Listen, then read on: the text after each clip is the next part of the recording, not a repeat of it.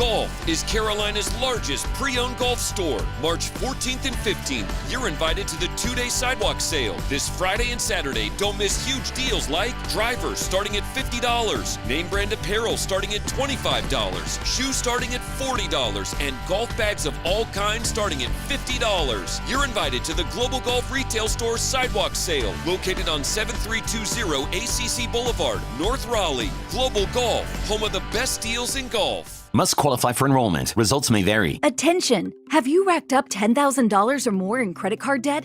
Are you barely getting by making minimum payments? With credit card debt reaching all-time highs, National Debt Relief is notifying consumers about significant debt relief options currently being made available to help those with overwhelming credit card debt. These options may reduce a large portion of credit card debt for those who qualify. You don't need to declare bankruptcy or take out a consolidation loan, and you may only have to pay back a fraction of what you owe, even if you have bad credit. National Debt Relief has already reduced the credit card debt for more than 550,000 consumers, so don't wait. If you owe $10,000, $20,000, or even $100,000 in credit card debt, you can now take advantage of this financial debt relief as the cost of living continues to skyrocket. To check what debt reduction you may qualify for, call 800-886-5577. 800-886-5577. Again, that's 800-886-5577. Adam Golden Studio with my man Patrick Day from the Aluminum Company of North Carolina. When I say everything for the exterior of your home, I mean it. So tell me everything that you have for the exterior of my home. There's so many things I can't even remember the entire list. You know, Good luck. Thanks for the test here. But windows, doors, siding, roofing, gutters, gutter guards, railings, you name it. We have the exterior home improvement you're looking for. The main thing is we're a one-stop shop, right? So you don't have to call 2 or 3 different contractors if you need your roof done and you need your windows done. You can call one company and have it all done. I like that. French doors. French doors. I like French doors. I can't speak French, but I like French doors. Can I tell you, back in the day, you guys did French doors and every window in a home I used to own. Well, thank you for your business. It was incredible. Can I also tell you that it was done in like 2 days? Is that even possible? It is possible. How do you guys do work that fast? We're good. You're fast. Good. That's Patrick Day from the Aluminum Company of North Carolina. They do the best work in the industry and the best customer service in the industry as well. AluminumCompany.com. WCMC-FM HD1 Holly Springs. You're listening to The Adam Gold Show on the North Carolina Sports Network. Rebound tip to Withers, and the Tar Heels on the run. Oh, nice pass by Cano. In transition to Lubin for the Hammer. R.J. Davis has it on the front court for the Heels, who are up 6. Withers going to try another triple. Yes, he's back home and dropping in 3. Carolina with the lead and the ball. Largest lead has been 14. Withers. He is 5 of 6 from 3. He has 15 points and 5 rebounds.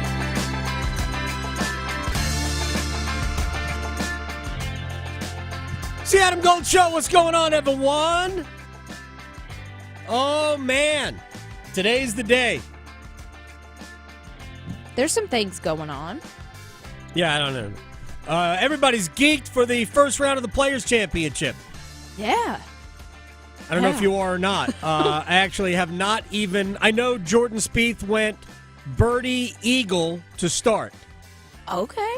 I have no idea what has happened since, and I only knew that because I saw it on Twitter, and I have actually not been online at all over the last, I'd say, 4 hours. I have otherwise been occupied. Mm-hmm. Lots of things to do today. It is going to be a heavy basketball day on the program. We are not going to ignore the Carolina Panthers, who have been busy on Twitter. They signed a running back yesterday. They did. Dowdle was with the Cowboys last year, right? Mm-hmm. So I think I saw Darren Gant tweet out that, just 2 1,300-yard from scrimmage running backs in the same meeting room. Right. Chuba Hubbard, Dowdle, both, were really good last year. And Dowdle signed a 1-year deal, no obligation beyond this year. That's a pretty good tandem at running back. You've got Jonathan Brooks, who's probably not going to play at all this upcoming season. We're gonna look back on that. I'll make this as a prediction real quick. And we are going to talk to Julian Council from the Locked On Panthers podcast at the bottom of the hour. We're going to look back on that draft pick as the mistake from last year. And I understand why they did it. So, a couple of things, and we talked about it then. Trading back up to get a running back when your needs were in other areas was ultimately the mistake. They didn't trade up a ton. Maybe Jonathan Brooks falls to you. I don't know. I mean, he is coming off an ACL, so there was a fair chance that might happen. But yet there were really good cornerbacks there that might have been a better pick. Again, live and learn. But Brooks, unfortunately, is going to be lost to them for another year. So the real benefit to getting a running back on a cheap contract, you're, by the way, in year 3 of that. And it's only when you're not a first-round pick, it's a 4-year deal. It's not a 5-year deal. So you're going to get like 1 year. I mean, I guess you could get a second year at a cheap number, but it's a little bit more expensive. But it turns out that's going to end up being a mistake. Anyway, they have done enough other good things that we're not going to go nuts over that one. But the assets you move to move up should be a rule. All rebuilding teams don't ever trade up. Ever. How often has that helped the Panthers, by the way, trading up? Yeah, it hasn't. Right? It just hasn't helped. Nope. And I think they're happy with where they are with Bryce Young. Right? But ultimately, that wasn't a great deal either. So, a lot of things to talk about. Julian Council, bottom of the hour on the Panthers. We've got hoops. We will talk a little bit about the Players' Championship because it's a big honking event. And guess what happens this weekend? Our North Carolina Courage get underway this season. So we'll shout at that. Also, Jerry Palm is joining us from his bunker. He doesn't have a bunker. They don't have bunkers at CBS. Oh, they don't? No, because they're not making a mockery of things. Yes. I look. We're all critical of ESPN. I love ESPN. We all as sports fans, man, we live for what ESPN provides. Yeah. But I don't want to live with that during games that I'm watching. I don't need it. I don't want it. It's irrelevant. Take it off my television. Mm-hmm. We're going to talk to Jerry in a little bit. By the way, we would have talked to Joe Lenardi today. I actually texted with Joe. Yeah. But he's going to be in a bunker. Oh, he is in a bunker. So okay. we're not going to talk to him today. Yeah. Anyway, let's get rolling.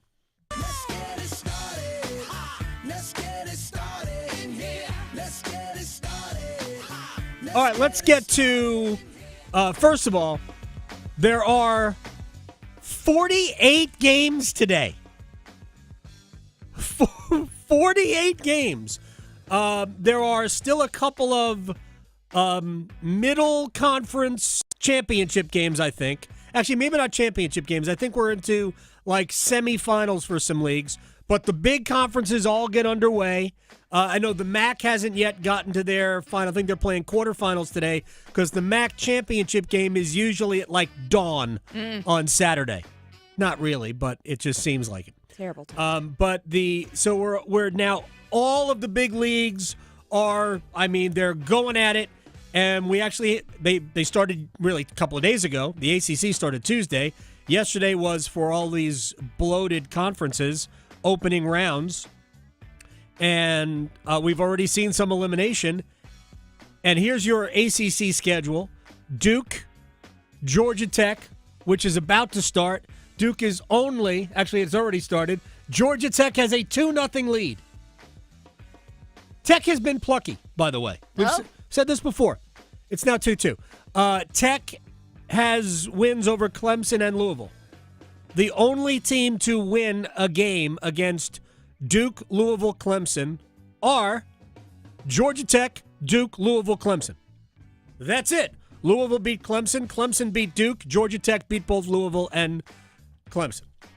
And my guess is that Duke, normally we say there's not enough points to lay for Duke.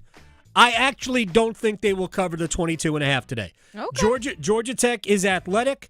They are physical, and they don't give any bleeps. So I think Georgia Tech will be scrappy and make Duke earn this game, and I think it will stay inside the 22.5. If you already taken Duke minus the points, I hope you win anyway. I don't want, but I think this game will stay within the margins. I would say for the other three, feel free and lay the points. Although Wake needs the game just as much as Carolina. They do. And if there's going to be something dumb, Stanford has one of the best players in the league in Maxime Reynaud. Maybe they surprise Louisville. We've seen crazier things. Who was a 10.5-point favorite. SMU is athletic. Maybe they give Clemson a hard time. Clemson is a 7.5-point favorite. All right. I saw this today, and I thought, really? How so? According to Joey Brackets, Joe Lenardi, UNC is now the last team in. Oh. Really? They went from one of the first four out Right. to the last team in based on winning a quad 3 game? Interesting. How is that possible? It does give you an idea of just how soft the bubble is. And all talk of expanding the field, like this is more of an argument for contracting the field than expanding it. Either way. And I just want people to remember my stance. I want UNC in because, again, I believe they can win games if they manage to get in. But you have to deserve to be in, and I don't see anything on their resume that says we deserve to be in. By the way, I said this after results of this past weekend. As it turned out, Carolina got a bad draw. Not as in terms of who they played necessarily, although in this case, yes. It would have been better to be on the side away from Duke so you would have more games before your ACC tournament ended. But think about this, because Wake and SMU, to whatever extent, are still also on the bubble. Wake and SMU have the opportunity to add quad 1 wins, and it actually makes me, it hurts me to keep saying that. Quad 1 wins. But that's what the committee looks at. Mm-hmm. And I think it's garbage, but that's what the committee looks at. Wake and SMU both have quad 1 opportunities today that Carolina doesn't have. Of course, Wake's quad 1 opportunity is Carolina. And Carolina's looking at a quad 2 opportunity. Just like I said this yesterday. They beat Notre Dame, and if they win that game maybe by too much, they're going to lose that quad 2 game or a top 100 game. Right now, Carolina's got 5 wins against top 100. That's it. 5. 5 of their 20 wins are against the top 100 in the country. Still have just 1 win against the field. You just know it's hard to make a case for that, right? It's just hard. So UNC did beat Notre Dame like they should, right? So now we go, now what? For Elliot Cadeau, maybe it's a little bit more than just trying to play your way into the field. Could be payback against Wake Forest. Yeah, it's definitely big on our minds. They finished ahead of us in the ACC, and I feel like I don't know how it works, like the exact record, but I feel like if we would have beat them, we would have been ahead of them. So we have a really big chip on our shoulder, and we only lost by I think 1 point, so that's an even bigger chip on our shoulder. So yeah. There you go for R.J. Davis. Speaking of chips on the shoulder, a lot of chips. Is there dip involved? I don't know. I see when you say chip, I think Patterson chocolate. Oh. I would not so dip. Many I would not dip a chocolate chip. But RJ Davis is talking about chips on shoulders. Yeah, I mean they beat us, and every time a team beats UNC, there's always narratives and words and opinions being said. So, I think that's the best way to put it right there. All right. Any way you can get motivated is fine, but UNC has to win today. If they lose, they are absolutely 100% certain if they lose this game, they're not going. And they know that. I mean, this is not anything that anybody doesn't believe to be true. That is not in any way a controversial statement. And I believe that at the very least they need to beat Duke. But I think they actually need something more. I think they need to win this tournament. And even a win over Duke would not guarantee them anything. I've said this before, and I was texting with Jerry Palm earlier today. He does not have North Carolina in his bracket. And again, none of these things are hard and fast anyway, because Joe Lunardi, Jerry Palm, and all of the other people who do brackets, Mike DeCourcy we talk to often, he does brackets for FoxSports.com. These people are not the committee. They don't determine the bracket. But they are giving you very well-educated guesses, so they are not to be completely dismissed. I keep saying the same thing about UNC. I wonder if the committee will look at the overall strength of their schedule, especially in the non-conference, and go, man, they're probably going to be 0-7 against teams on the one line, 0-5, by the way, against ones, 0-3 against Duke, 0-1 against Auburn, 0-1 against Florida, and 0-2 against teams on the two line, Alabama and Michigan State. Nobody played 7 games against that group of teams. Those are 7 losses. If you give Carolina games against teams that are like 15th in the country, the Tar Heels aren't going 0-7 in those games. Now, remove the 3 games against Duke, which are, those are conference games. So take of those 4 games, not named Duke, swap out 2 of those for teams around between 15 and 20, which would still be good wins. Let's just go Illinois.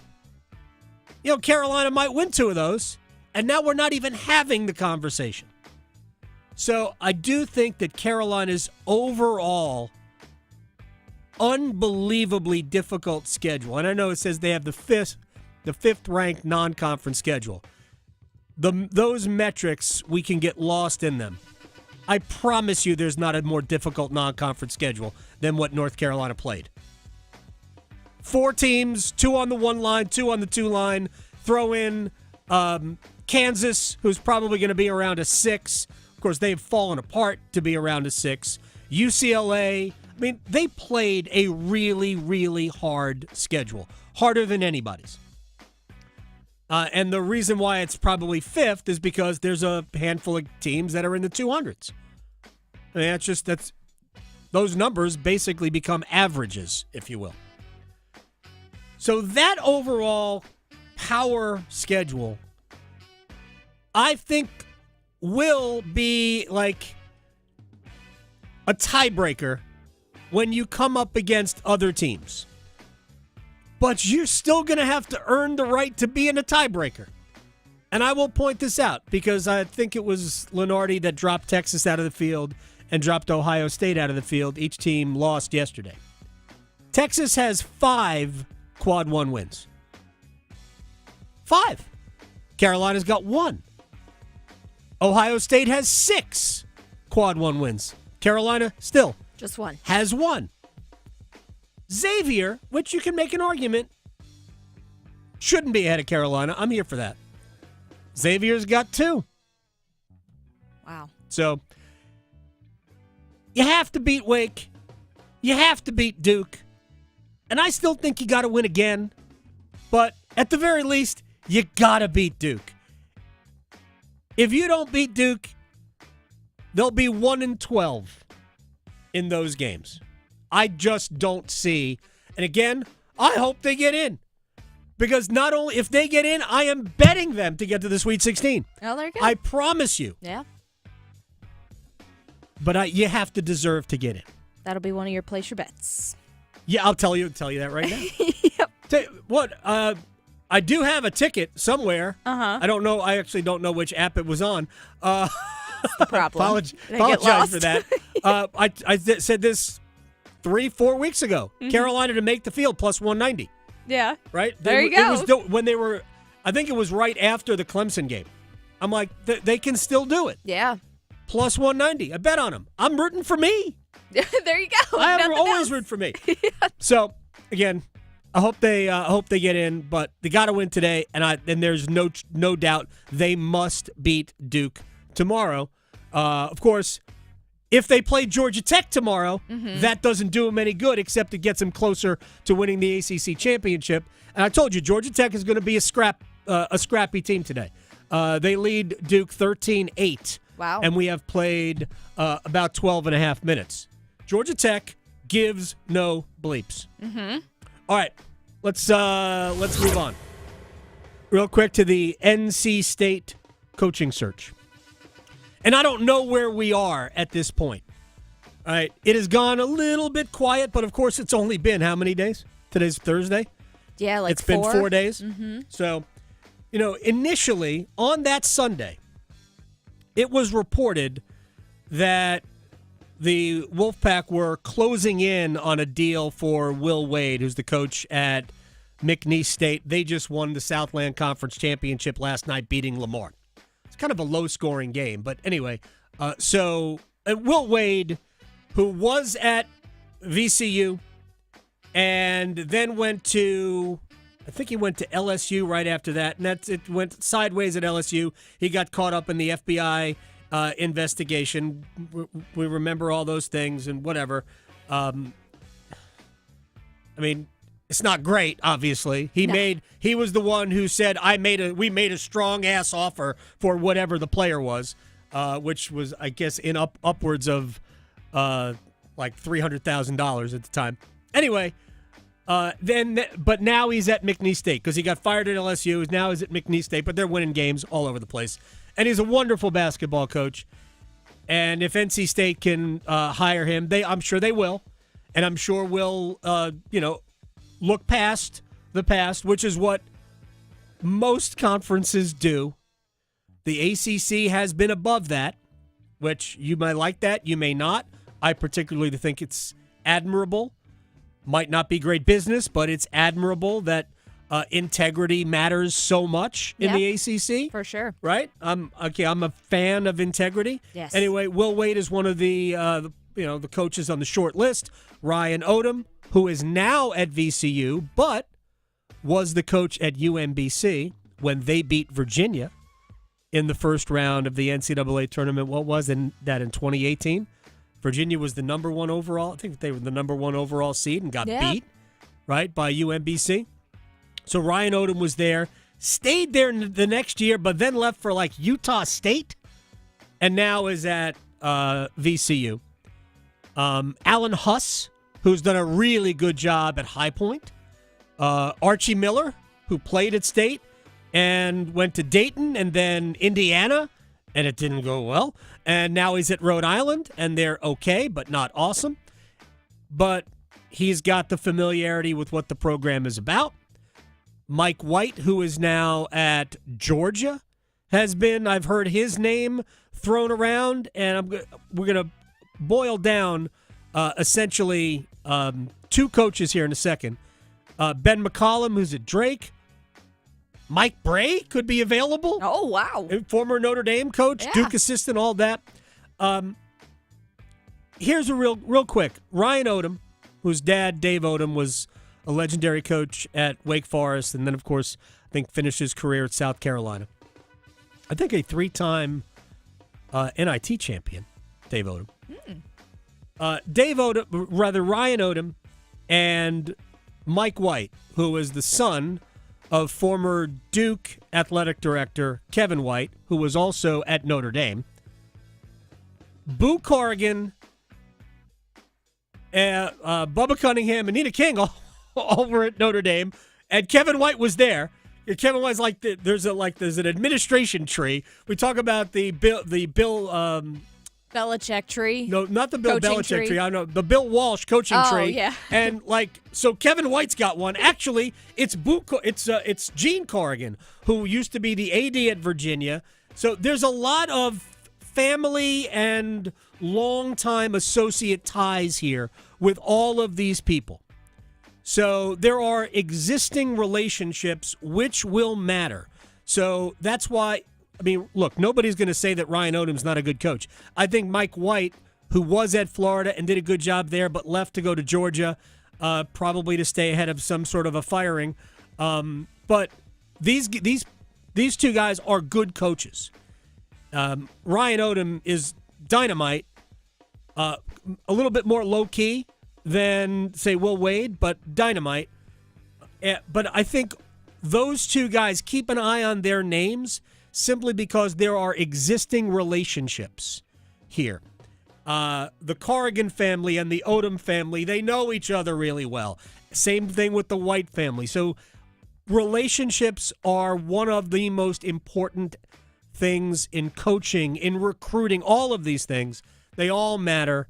And I wouldn't be surprised if it's not an Odom or a Wade, if we ultimately get to Mike White, simply because there is an existing relationship. He hasn't been at Georgia long, but that doesn't matter.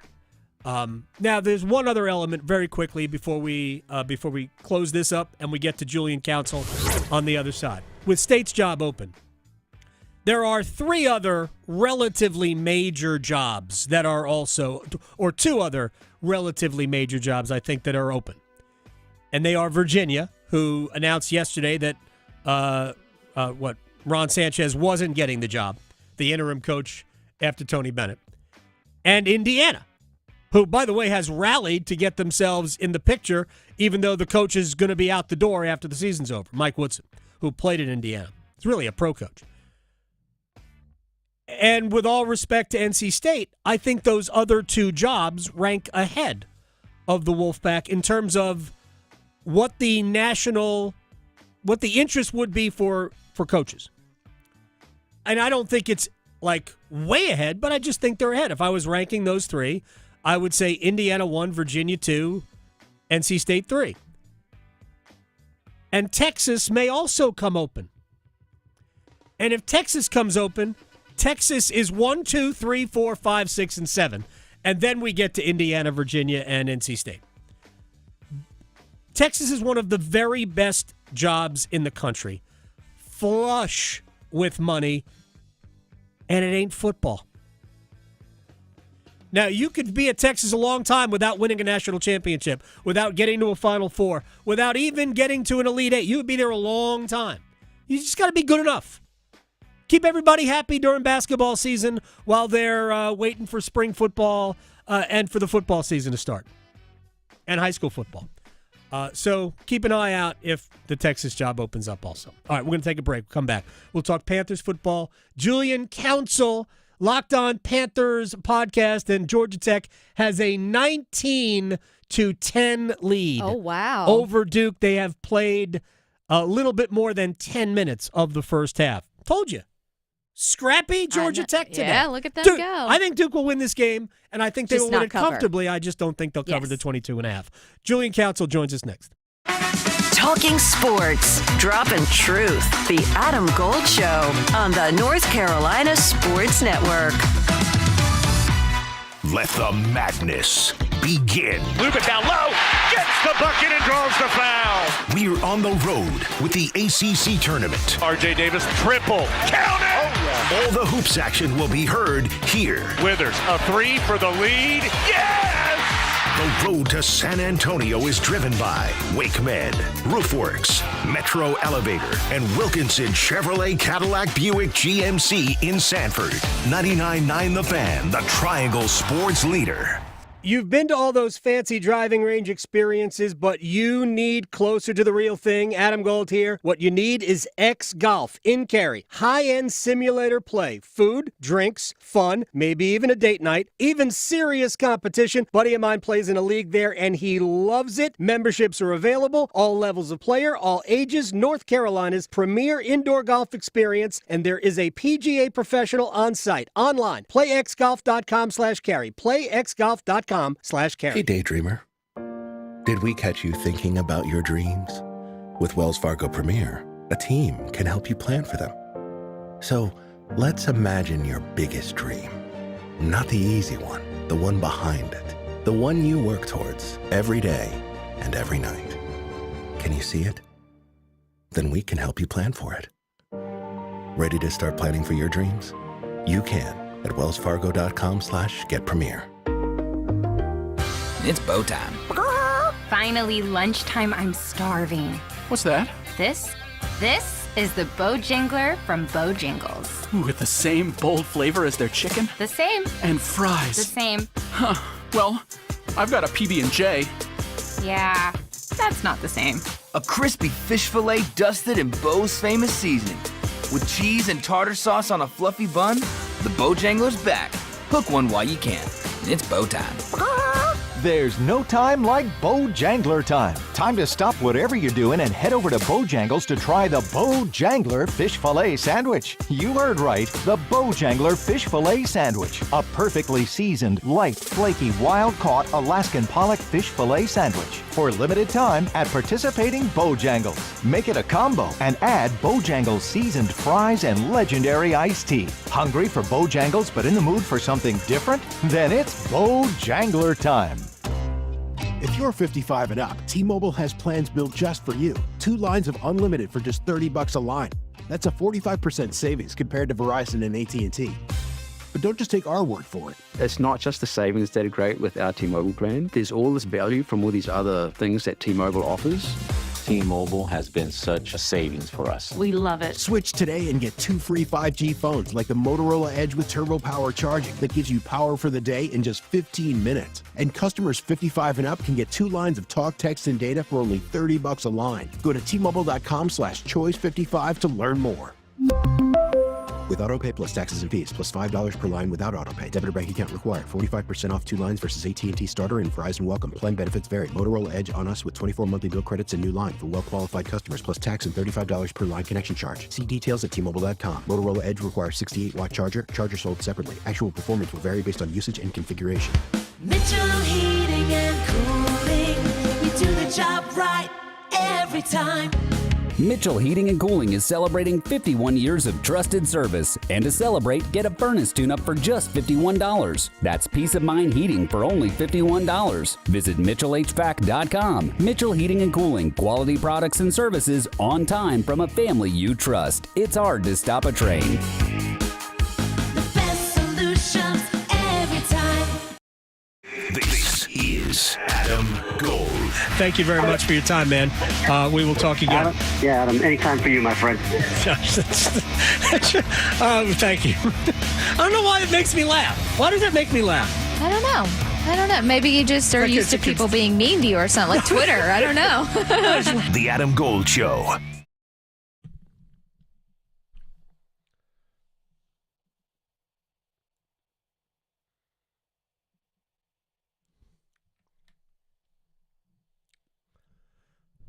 .38 left, first half. In Charlotte, Georgia Tech 23, Duke a dozen. Who would have thought that? 12 points in 12 minutes for one of the best offensive teams in the country. 23 points allowed to Georgia Tech is also not awesome, but clearly that is not the issue. But I said before this game started that I expected Georgia Tech to give the Blue Devils a scrap, and that's exactly what's happening. Duke is not getting a ton. Cooper Flagg has 2 points.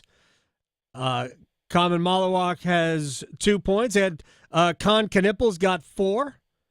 You know, they don't have a lot, obviously, and Georgia Tech is off to a good start. I know our friend Julian Council is going to be headed to the Tar Heels and the Demon Deacons this afternoon, but before he gets there, we're going to talk to him about the Carolina Panthers, who have been super busy. Johnny Hecker is out at punter. Sam Martin is in. That's right, Sam, a new punter. But they've remade their defensive line. They added an outside linebacker. They added a safety. They added a ton of stuff.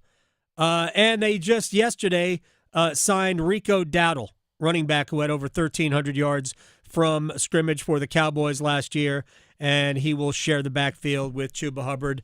Julian Council, Locked On Panthers podcast, joining us now on the Adam Gold Show.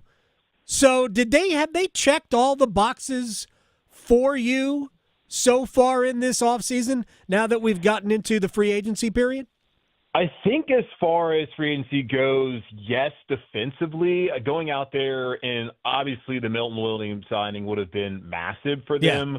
But if you look at it, the money that they saved, and it was 4 years, $104 million for Milton Williams that he got up there in New England, $26 million per year, which, by the way, would have been more than what Derek Brown's getting, which he's getting right now is $24 million. I don't know how you could have justified paying Milton Williams more than Derek Brown, who is one of the faces of your franchise and also has been a Pro Bowler, something Milton Williams has not been yet, but he is Super Bowl champion and is a solid player, and the Patriots are paying him for what they think he's going to do for them moving forward. Like, they saved that money, and they were able to then go out there and sign Bobby Brown III to be a run stopper on the interior to replace Shai Tuttle as that starting nose tackle. They're able to sign Tershawn Wharton, who led the Chiefs in sacks last year, if you want to count the postseason, at 8.5, and having that interior pass rush. With A'Shawn Robinson coming back, and a year ago he had his best season as a pass rusher from the interior. And then they also signed Patrick Jones II. That's three guys that you would not have been able to sign had they Carolina gone out there and been able to get Milton Williams and won that bidding war. So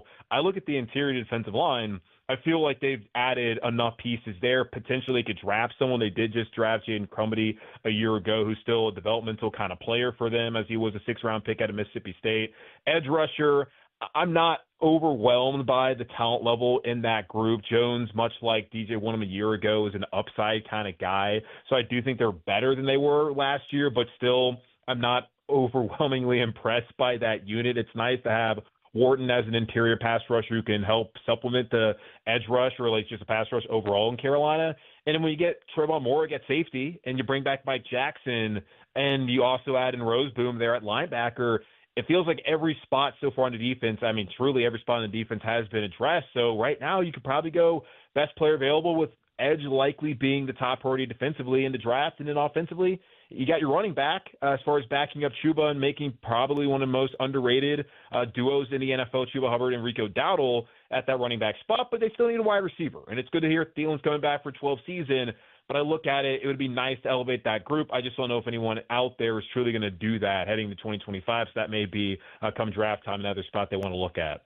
Julian Council, Locked On Panthers podcast, is joining us here on the Adam Gold Show. I saw one mock draft had the guy, Austin Chenti from Boise State, being drafted by the Panthers. And I'm like, what are you talking about? What are you talking about? Oh, my gosh. It was just so silly. So do you think best player available could also mean a wide receiver? It could. I don't think this is the best receiver class, just from my college football watching self, who never really thinks about, oh, how good is this guy going to be on Sundays? I watch it just for the love of college football and not the NFL draft analysis of it all. But now looking at it, I don't look at any of these guys and think that they're necessarily going to be those top-tier receivers, a top 15 guy in the NFL once they get in there. I know Tedoroa McMillan is someone out of Arizona who I've seen who's been mocked to Carolina. He does add that size as far as being a 6'5" guy and has excellent ball skills. And if you watch him against Travis Hunter, who is the best corner and probably the best wide receiver in this draft class, who's not going to be there available at 8, he did a hell of a job against him when they were matched up when Arizona and Colorado played this past season. I really like what I saw out of Matthew Golden at Texas at the end of the year. I know he had a great combine. That's somebody that people are thinking may end up being a first-round pick now. Emeka Egbuka has more receptions than anyone in the history of The Ohio State University, so you can't overlook him. Luther Burden was a dog at Missouri, was a 5-star coming out of high school. Really good player. I just don't know if I see any of those guys coming in and fulfilling kind of that X-receiver, number one receiver role that Carolina would want. Possibly it could be Golden. So I don't know if at 8 that's what they should be looking for. Like, they got a receiver last year in Coker as the undrafted free agent, but also, of course, we get in the first round. And those two showed promise their first year. It would make sense that they're going to probably have to draft somebody in order to be able to get that A1 type of receiver, as you're seeing those guys just aren't really coming available. And if they are, you're having to spend $30 million per year looking at what happened with Pittsburgh and DK Metcalf. So drafting and developing is like what they got to do at wide receiver. I just don't know if at 8 that is the choice for them as things sit right now. Julian Council, Locked On Panthers podcast, joining us here on the Adam Gold Show. So put on your Dan Morgan hat. I don't know what that would look like, by the way. And tell me the position that you believe right now needs to be addressed if you are the Panthers. Yeah, I don't think Dan Morgan's much of a hat guy. Yeah, probably not. Like the head shape for a hat. You think he's a visor guy? Maybe. Like he kind of has like that linebacker head. Like, you know what I'm talking about? I'm just saying, like he looks, and we know he played linebacker, but he just doesn't look like a hat kind of guy. Like the only hat he's wearing is a helmet. Visor? No, I don't think Dan's a visor guy. Definitely not a visor dude. But as far as the positions that, edge rusher to me. Receiver, just talked about that. You can make the argument that they're fine there. You bring back David Moore, who was a pleasant surprise last year, and you get Xavier Legette back after a full offseason, though there's questions of how available he's going to be recovering from that foot surgery that he had this past season. And then you look at Coker, like they're probably, you could argue they're going to be fine. Now, will they be good at receiver? And I wouldn't think so, but good enough possibly. And especially if you can add somebody at tight end, like with JT Sanders getting his second year of development, that will help. Dowdle can catch ball at the backfield as well as he did that in Dallas.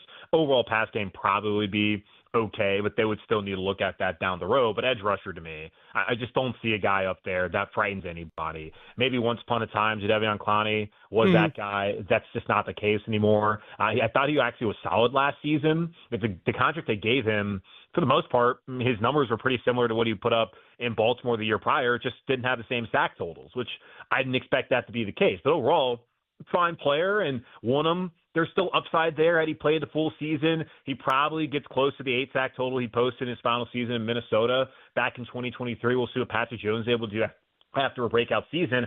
I just don't see anyone, again, who frightens any offensive coordinator or offenses out there and who can challenge. So that's the position I'm looking at. And Jalen Walker out of Georgia, a Salisbury native, he feels like the guy. And I loved his confidence at his pro day yesterday where he was saying a lot of guys are versatile, but not a lot of guys can do multiple things well. I can do that. He can be an every down linebacker on the interior for you down the road, and he can be a situational pass rusher as well. That's the guy I'm looking at who Carolina at 8 should absolutely want.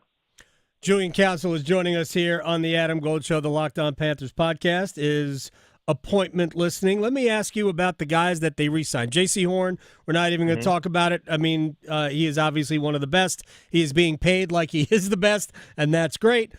Mike Jackson was a re-sign. They still need help there, don't they? Yeah, I would think corner would be a spot that they would draft. You look at right now, JC, Mike, and Shaw Smith-Wade, 5th rounder out of Washington State, who did take over before getting season-ending injury at the end of last season as the starting nickel. Those would be the 3 guys penciled in, or really sharpied in to start, especially JC and Mike Jackson.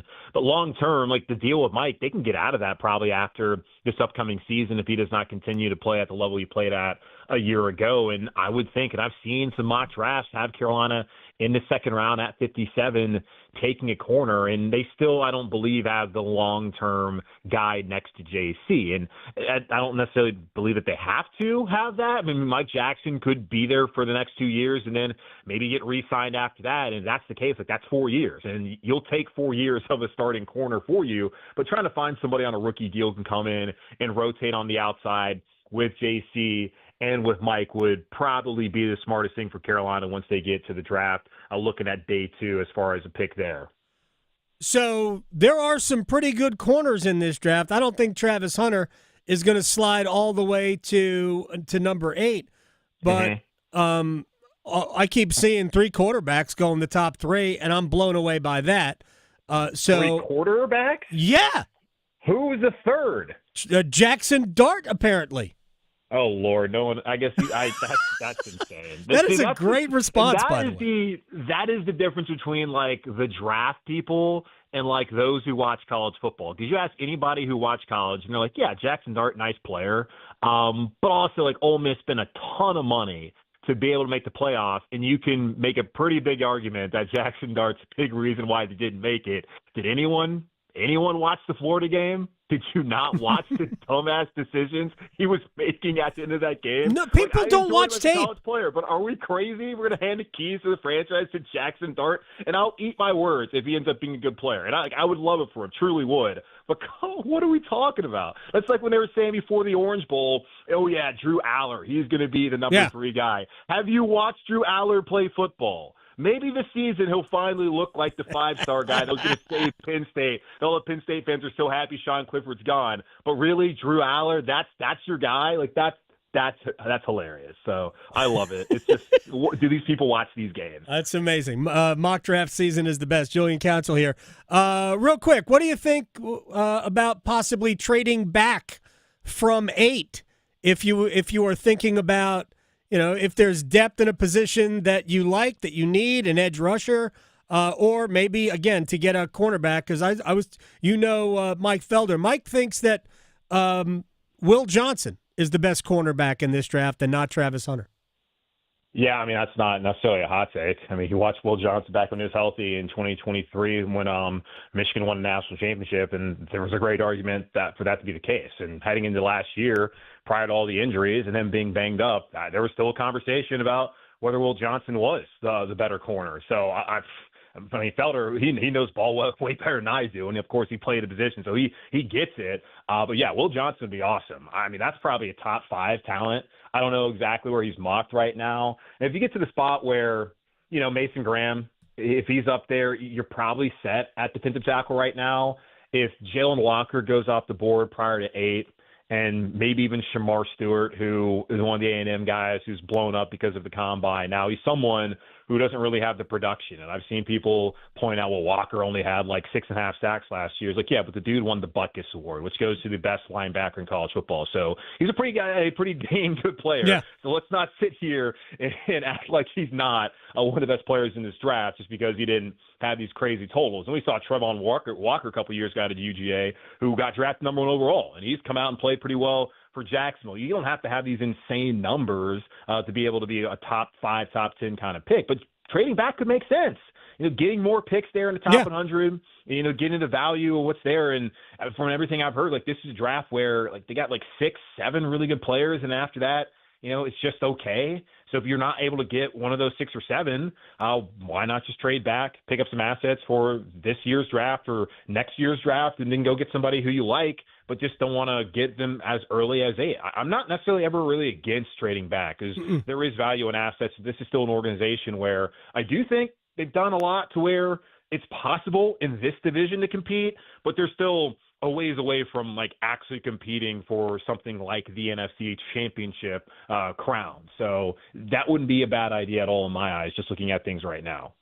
Julian Council, Locked On Panthers podcast. Do you like your guys' chances today against Wake Forest?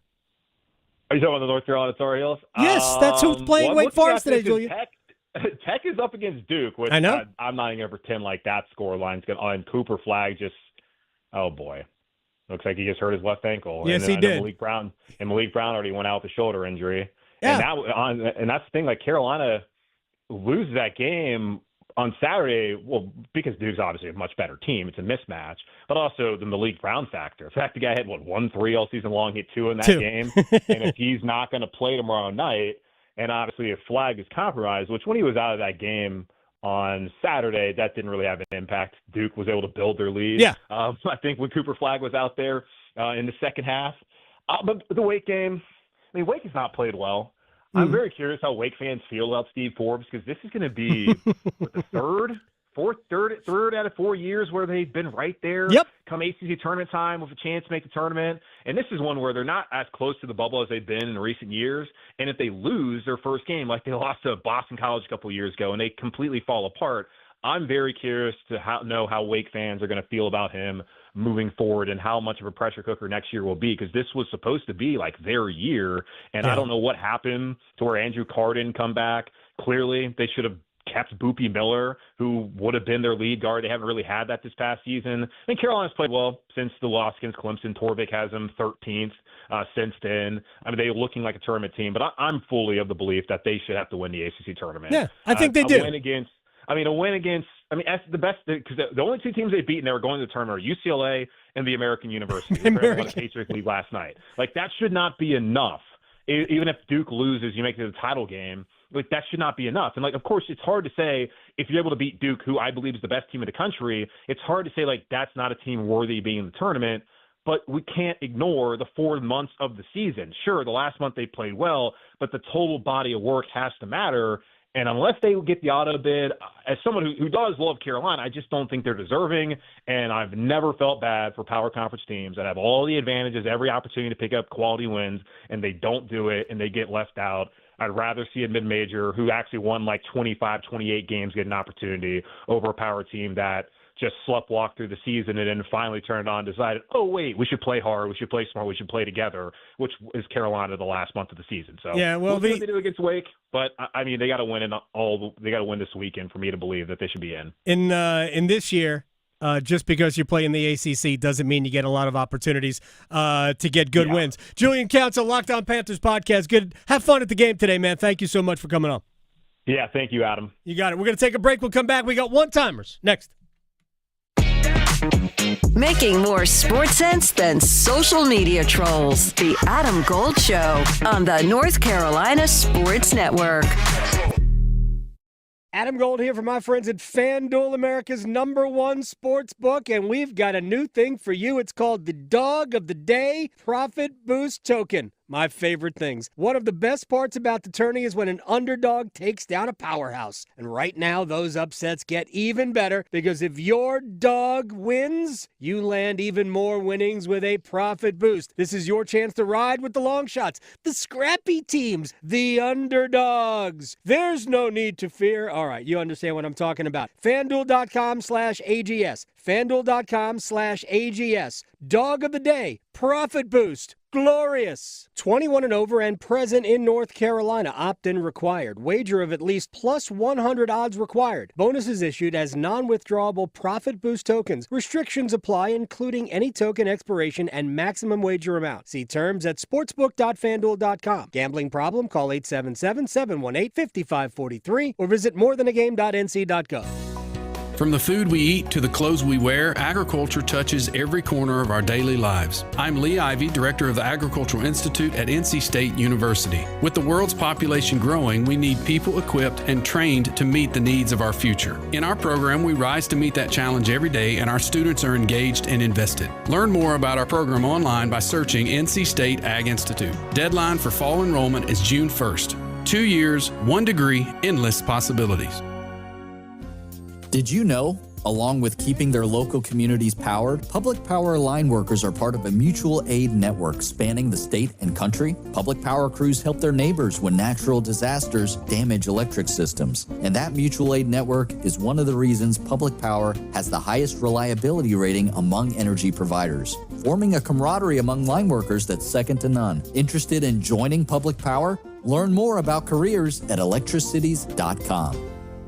From the mountains to the coast, there is tremendous pride in North Carolina agriculture. NC Forever Farms is a program recognizing family farms that are protecting precious working lands vital to the future of agriculture. Through permanent agricultural conservation easements, these NC Forever Farms will always be protected from development. Learn more about preserving family farms through the Farmland Preservation Division of the North Carolina Department of Agriculture and Consumer Services by visiting ncadfp.org.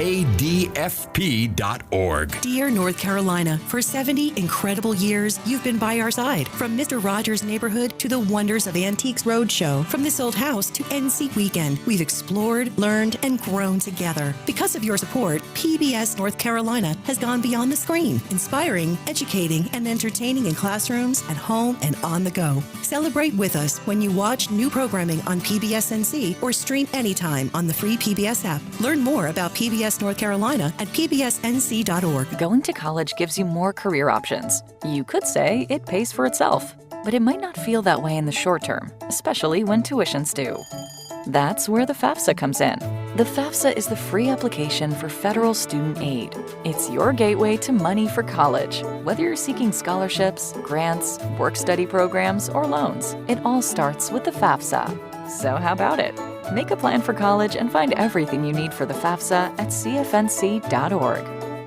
The North Carolina Department of Health and Human Services is looking for people age 21 or older to volunteer in long-term care facilities. Community Advisory Committee volunteers help residents and their families advocate for the needs of individuals living in long-term care facilities, such as nursing homes, assisted living facilities, and family care homes. Volunteers must complete orientation and training to become designated and certified representatives of the Long-Term Care Ombudsman Program. Visit ncdhhs.gov/aging to find your county's ombudsman. This is Adam Gold. But whenever you say, well, we're not using this as an excuse, no, we are. Whether it's justifiable or not can be a different discussion, but you are. It's like the equivalent of saying no offense, but ... Offense coming. Yeah, get ready for it. Look out. Here we come with some offense for you. The Adam Gold Show. It's the Adam Gold Show. I'm Adam Gold. That's Victoria. Duke trailing 31-25 at the half. With a nasty Cooper Flagg injury. Malik Brown is definitely done. Mm-hmm. He redid his shoulder.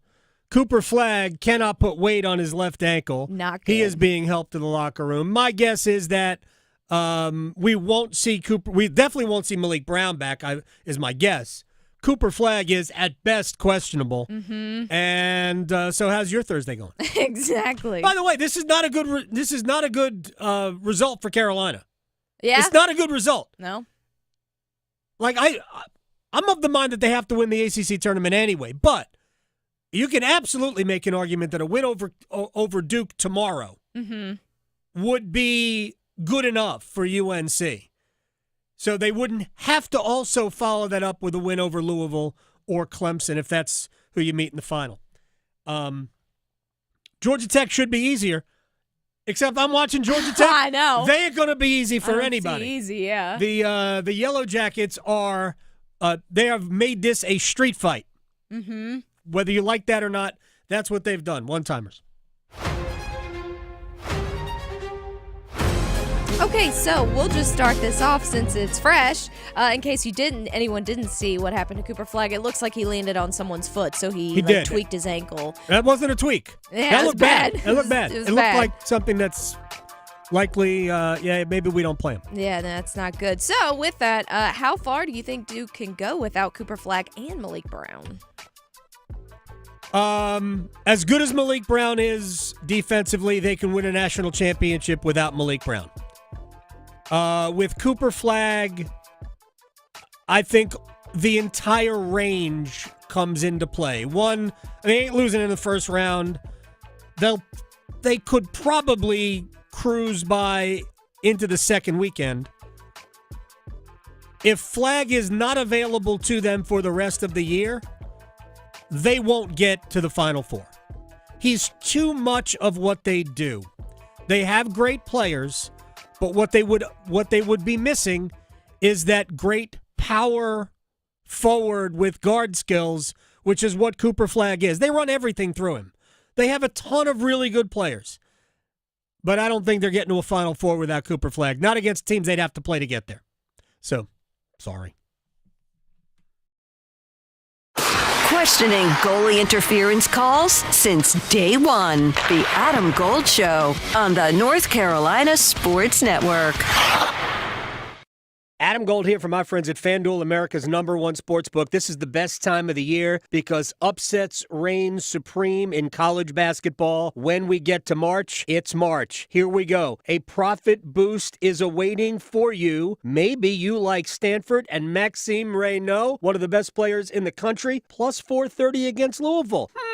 Maybe. So all you got to do, go to FanDuel's app. It's great. Award-winning. I don't know if it's won awards, but it should. FanDuel.com/Adam Gold. FanDuel.com/Adam Gold. It's the #1 sports book. Dog of the day. Profit boost. FanDuel.com/Adam Gold. It's March. Anything can happen. 21 and over and present in North Carolina. Opt-in required. Wager of at least plus 100 odds required. Bonuses issued as non-withdrawable profit boost tokens. Restrictions apply, including any token expiration and maximum wager amount. See terms at sportsbook.fanduel.com. Gambling problem? Call 877-718-5543 or visit morethanagame.nc.gov. Hey, Greater Triangle area. Chick-fil-A wants to invite you to enjoy an iced tea on us in the Chick-fil-A app. Join us this week, March 10th through the 15th, to get your reward for a free iced tea by downloading or signing into your Chick-fil-A app with location services on in the Greater Triangle area. Redeem when you order through the Chick-fil-A app at a participating Greater Triangle area Chick-fil-A restaurant from open to close. Offer subject to availability. Rewards are single use only. Limit 1 per person per Chick-fil-A 1 account. See further details in the app. Attention watch enthusiasts and collectors. Bailey's Fine Jewelry invites you to an exclusive pre-owned Rolex event happening for 2 days only, March 21st and 22nd at their Village District location in Raleigh. Discover North Carolina's largest selection of vintage and pre-owned Rolex timepieces featuring sought-after models like the Daytona and Submariner and collector favorites like the iconic Pepsi and Hulk. Whether you're a seasoned collector or searching for your very first Rolex, this is your chance to explore an unmatched collection. Don't miss this rare opportunity, March 21st and 22nd, only at Bailey's Fine Jewelry in the Village District. Visit BaileyBox.com for event details. Your perfect Rolex awaits. The next disaster is coming. Make a plan. Keep extra medication on hand. Make copies of important documents. Stay informed and be ready.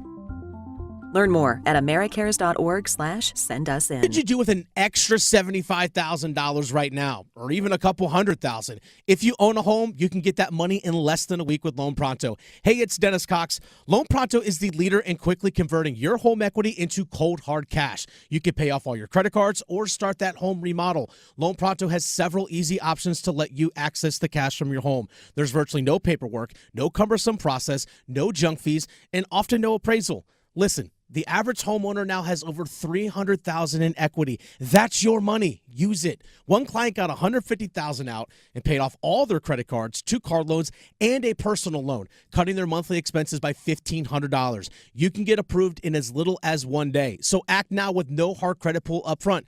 LoanPronto.com, 919-381-1760. Get the money you need for anything. 919-381-1760, LoanPronto.com.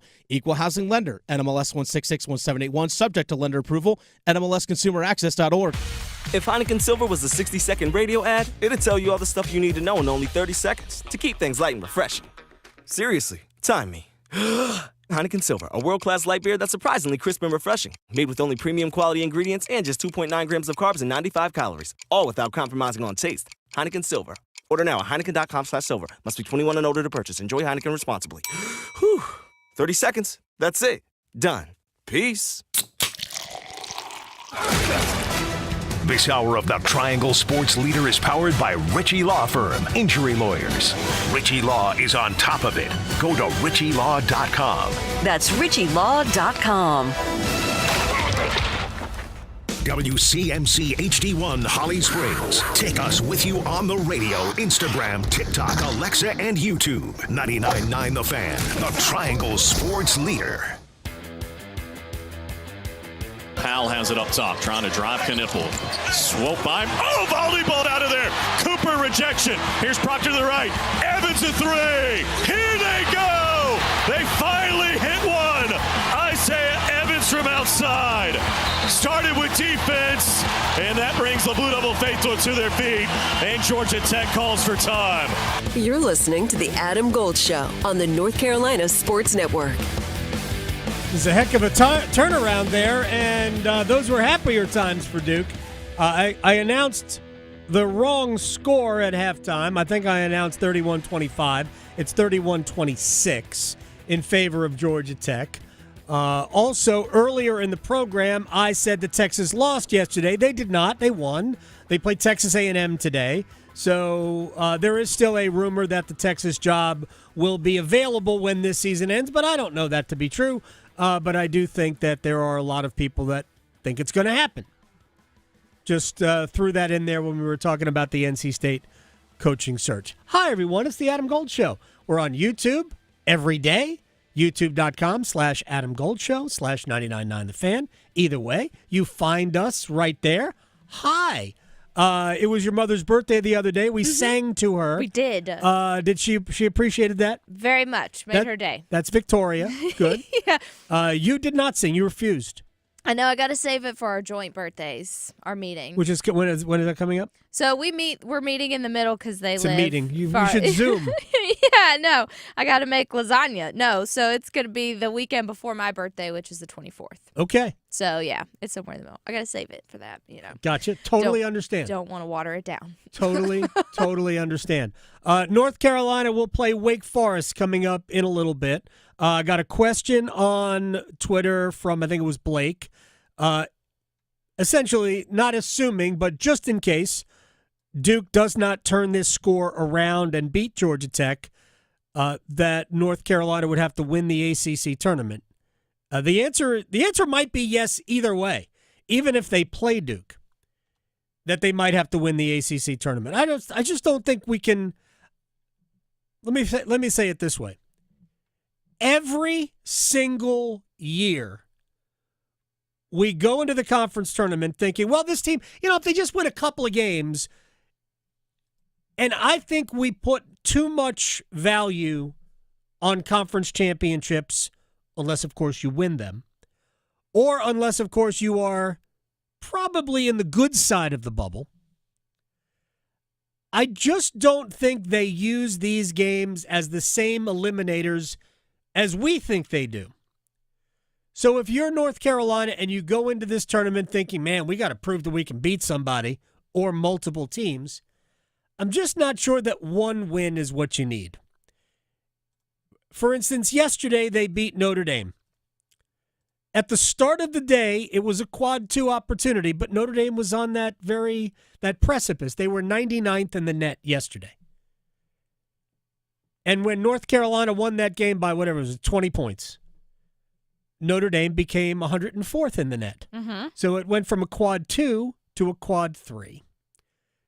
Julian Council, by the way, they are wheeling Cooper Flagg in a wheelchair. Oh, wow. Really not good. That was probably from before. Rather than walk to the locker room, it's probably a long walk from the floor to whatever Duke's locker room is. Yeah, he was struggling. Right. So they they drove him there. Mm-hmm. There's no cart available, I guess. It just looked bad. Well, and being super tall, it's a further fall than for me. That is true. And it was coming down from a rebound, so yes. he was up in the air. Look. It looked to me just to be, whether it was a bad one or not, looked to be a rolled ankle. Mm-hmm. So, again, my guess is if you're Duke, I know you wanted to win everything. But at the end of the day, today is irrelevant to next week. I know the way they're wired. They want to win everything. They want all the trophies. That's why I knew they were going to play hard Saturday in Chapel Hill. I knew they were probably going to win that game. And ultimately, if fully operational, they'll win this game, and they may anyway. But I would be surprised if they won today, or maybe even tomorrow, with Cooper Flagg. Because the absolute number one priority now, as a result of this, becomes making sure number 2 is ready to go by next Thursday or Friday night. Yeah. Because Duke will be in prime time either Thursday night or Friday night. Absolutely. Well, now all those people who said Duke didn't care about winning the ACC tournament, that is now not going to be the objective. Right. No. If Cooper Flagg is injured. There's your priorities have to change. Mm-hmm. What did I say real quick about Malik Brown a few weeks ago when he was hurt? Now, I'm not saying that Duke brought him back before he was ready. That's not what I'm saying here. When they had to have Malik Brown was for the second weekend of the NCAA tournament. That's when he is needed. At the earliest, needed maybe for the second game of the NCAA tournament, which would have been the first weekend. So a week from either Saturday or Sunday. Now, he was clearly good enough to play because that's why he played against UNC. He was wearing a sleeve, but look, when you have shoulder weakness, as Malik Brown clearly does, it doesn't take much for that to pop out of joint. Mm-hmm. I hope he's okay.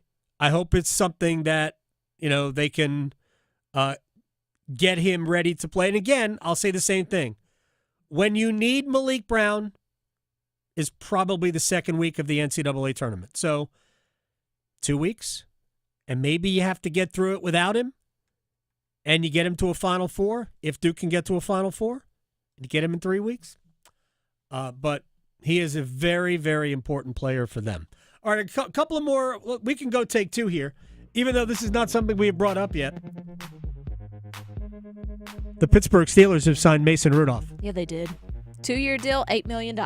Sometimes I just can't quit you. Poor Steelers fans. Duck Hodges was not available? What is that? What is going on? What is Mason Rudolph doing? Oh, my goodness. Oh, my gosh.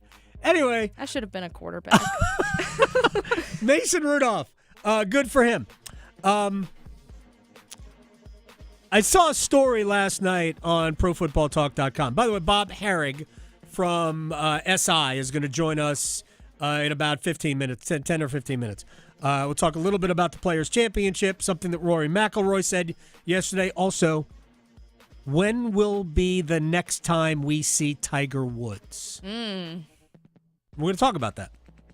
Tiger ruptured his Achilles. Another injury. A couple of days ago, training for the Masters, and he didn't get hurt playing indoor golf. That's good. He got hurt training for the Masters. Not during the fake golf. Right. So, he is 49. He will be eligible in less than a year for the PGA Tour Champions. When will we see him next? Talk to Bob Harig about that in a little bit.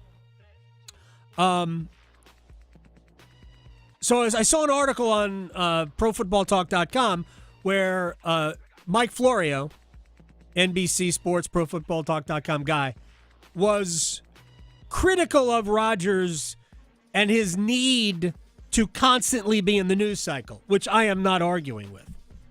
So the Steelers apparently presented Rodgers with a contract offer, and he has to decide whether or not he wants it. And Mike Florio's take on that was, here's Aaron Rodgers needing to be a center of attention again. I'm like, wait a second. So if he doesn't accept it, like, right away, now he's some sort of attention hound? Like, he's an attention hound already. But, I mean, he's weighing, do I go to the Steelers or do I go to an even dumber place, the Giants? Aaron Rodgers has to decide whether or not he wants to fail in the spotlight or fail with the Giants, who are bad. Mm-hmm. Also the spotlight, but not a national spotlight, just a local spotlight where there are like 30 million people who might be interested.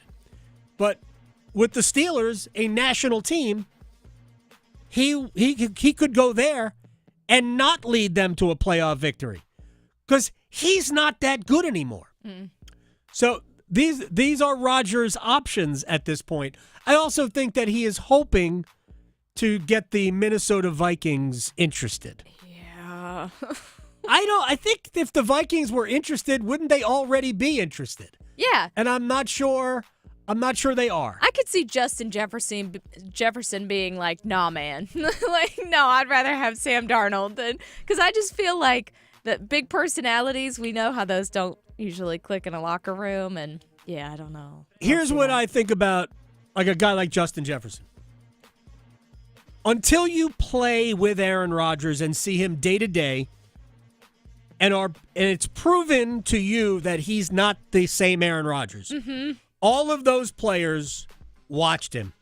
They would all want to play with Aaron Rodgers. Heck, Garrett Wilson was, oh man, I can't wait until Aaron Rodgers got mad at Garrett Wilson for not reading Aaron Rodgers' mind. Right.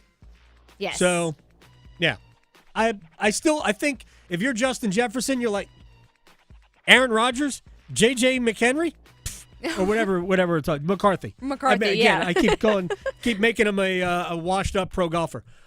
So, by the way, 31-29, Duke is now just down by 2. They played 2 minutes of the second half. So that's something worth watching. Here's something else that just came over and caught my eye. And we have talked about Major League Baseball teams that don't try. Now, you can never say that about the Tampa Bay Rays. The Rays have taken what is a terrible stadium and a terrible financial position, and they have continued, until recently, continued to win. They keep stacking winning season upon winning season upon winning season since the, I think the 2007 season. If you look at their history, like 7 times out of 10, they're either in the playoffs or, 90 or more wins. That is a team that has tried to win. They have tried to win their way, but they have tried to win, which is something you cannot say about Pirates, Athletics, to an extent the Reds. Like, there are teams that are clearly not trying to win. Marlins, right? So the Rays, in a difficult spot. They've been trying to get a stadium deal in Tampa for a long time. Now, what they really want is for the city of Tampa, that area, Tampa, St. Pete, to basically do the heavy lifting for them. And I get it. If you can have other people pay for your playground, this is how millionaires become billionaires. Yeah. And this is how billionaires become multi-billionaires. I get all of it. So after years and years and years, the Rays and the city, the Tampa St. Pete region, announced a deal in which there's going to be a new 30,000-seat stadium as a centerpiece of like a warehouse district in St. Pete. Yay! New stadium, blah, blah, blah. Meanwhile, old stadium had the roof blown off. It did. And they can't play in it this year. They are going to play this season in the Yankees' spring training home, also site of their Florida State League Class A team. Right, because for a second we thought maybe they'd come here. Right, we did. There was some talk that they would play their games here. And I'm not saying that would be better or worse than where they're playing. It's still a minor league stadium. Just selfishly would be fun. Right, exactly. They're playing at Legends Field where the Yankees' spring training base is. But they just announced that they would not be moving forward with financing for the new stadium. So I will say this for the 1 millionth time, again, that's an exaggeration, about the Tampa Bay Rays. Move. Move. It's clear. It's clear through attendance figures. It's clear through the city. They're not interested. They've really never been interested. The only games that are always well attended are the games against the Yankees, the Red Sox, the Mets, the Cubs, the big names, the all the people who have now moved to Florida who Philly, used to live in the other areas. Exactly. All the snowbirds who now live in Florida. They go to the games and they root for the other team. Right. Now, there are very few people like Dick Vitale who are absolute Rays fans. It's time. It's time for me. Major League Baseball has 2 teams this year playing in minor league stadiums. The A's are playing in Sacramento in a minor league stadium, and the Rays are going to play in Tampa in a minor league stadium. Duke 36, Georgia Tech 31. The Yellow Jackets have not scored in 4 minutes and 9 seconds of the second half. We have gone to a timeout. So if you are Major League Baseball and Rob Manfred, the commissioner, before you expand, you got to find, well, we know that the A's will eventually be in Las Vegas. It's going to take 3 years to get there, but we know that they have a home coming. You got to get the Rays somewhere else. And I'm not here to say, bring them to Raleigh. Like, that's not what it's about. You must put them in a situation where the organization and the franchise can thrive. But I will also say this. Part of me doesn't want to simply reward management because management is trying to get out of this cheap too. So I saw an article this past week about Major League Baseball's other owners wanting the Rays, Stuart Sternberg, who's the owner, wanting him to sell. Look, they have done a very good job of winning in spite of financial challenges. Absolutely. But it's probably time for that team to be elsewhere. That's been the impressive part. They've done so well without the support of the community or money. Exactly. Look, if you look at their payrolls over the last, decade and a half, they're either at the bottom or near the bottom every year, and they've managed to win.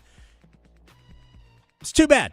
Yeah. All right, we got to take a break. When we come back, Bob Harig from Sports Illustrated. He's at the Players' Championship. When will we next see Tiger Woods? Next. Talking sports so you don't have to pretend to know stuff. The Adam Gold Show on the North Carolina Sports Network. Let the madness begin. Cooper will lead the break. To the right, Proctor to lay it in. We're on the road with the ACC Tournament. Back up top, Brown will launch. Bang! All the hoops action will be heard here. Cooper on the left, has a drive. Good night!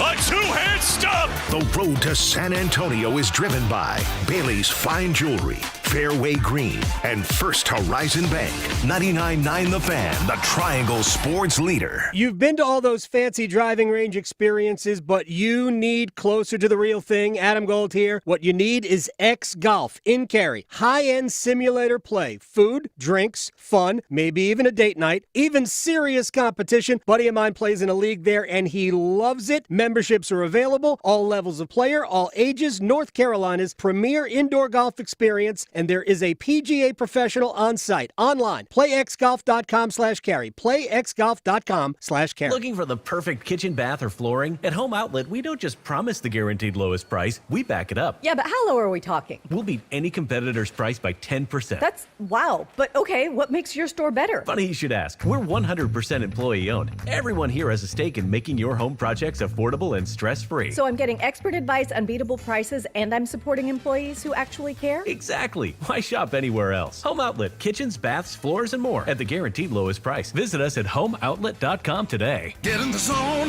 AutoZone. Welcome to the A to Z savings event at AutoZone. Yeah, happy to be here. Can I get some rotors? Would you like brake pads with that? How much are the brake pads? Free with the rotors. Free. Really? Really, free. Okay, I also need some oil. Would you like an oil filter with that? Yeah, how much is that? Free with 5 quarts of oil. Free? Really? Really, free. It's part of the A to Z savings event. You might as well call it A to free. At AutoZone. Get in the zone, AutoZone. Restrictions apply. When you get the Planet Fitness Black Card, you can bring a friend anytime you work out. And now through March 13th, get your first month free when you join. You heard that right. Conquer the stair climber with your partner in climb. Enjoy a post-workout recovery session in the hydro massage. And do it all again with access to any of our 2,700 convenient locations. So, you coming? Get your first month free and all the perks with the PF Black Card for just $1 down, $24.99 a month. Cancel anytime. Deal ends March 13th. See Club for details. Hey, what do you say? John Forsland here for my friends at Buffalo Brothers. It's hockey season, baby. I live and work on both coasts, and here's the deal. There's nothing like Buffalo Brothers. The best wings on the planet and a great place to watch all the big games. Visit all 5 Triangle locations for great specials, including half-price pizzas Monday through Friday, 4:30 to 6, and $6 Jamesons on Sunday. Dine in, carry out. BuffBrothers.com. Aw, man, now I want wings. Wesley Financial Group is not a law firm. Do you find yourself stuck in a timeshare? Get the real facts about the timeshare industry and your options for cancellation. Chuck McDowell, founder of Wesley Financial Group, has put together a free information guide that reveals the secrets the timeshare industry doesn't want you to know, including the 5 ways to get rid of your timeshare. Call now and get this timeshare cancellation guide absolutely free. Call 800-838-6161. That's 800-838-6161. 800-838-6161. Jackson Hewitt wants you to save money on tax prep. We're saving money by having our intern rap in this commercial.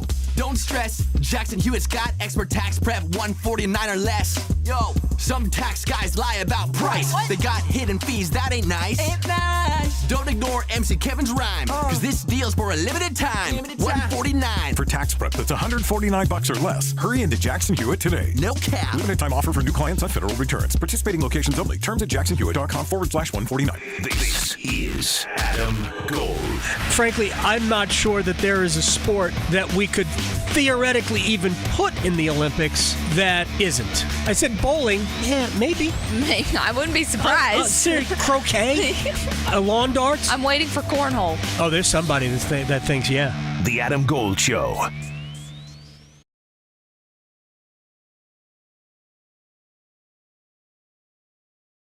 Players' Championship going on. It is the unofficial fifth major. It's maybe the greatest collection of players that we have on tour anywhere. Bob Harig, Sports Illustrated at Bob Harig, joins me. You've written books about Tiger Woods. I want to start with Tiger Woods before we get to anything else.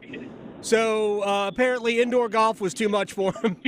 I feel so bad. It was, those are the nights where I did tune in to TGL to watch Tiger, whether it was misreading a yardage or, I don't know, maybe making a putt. But Achilles injury out. He's 49.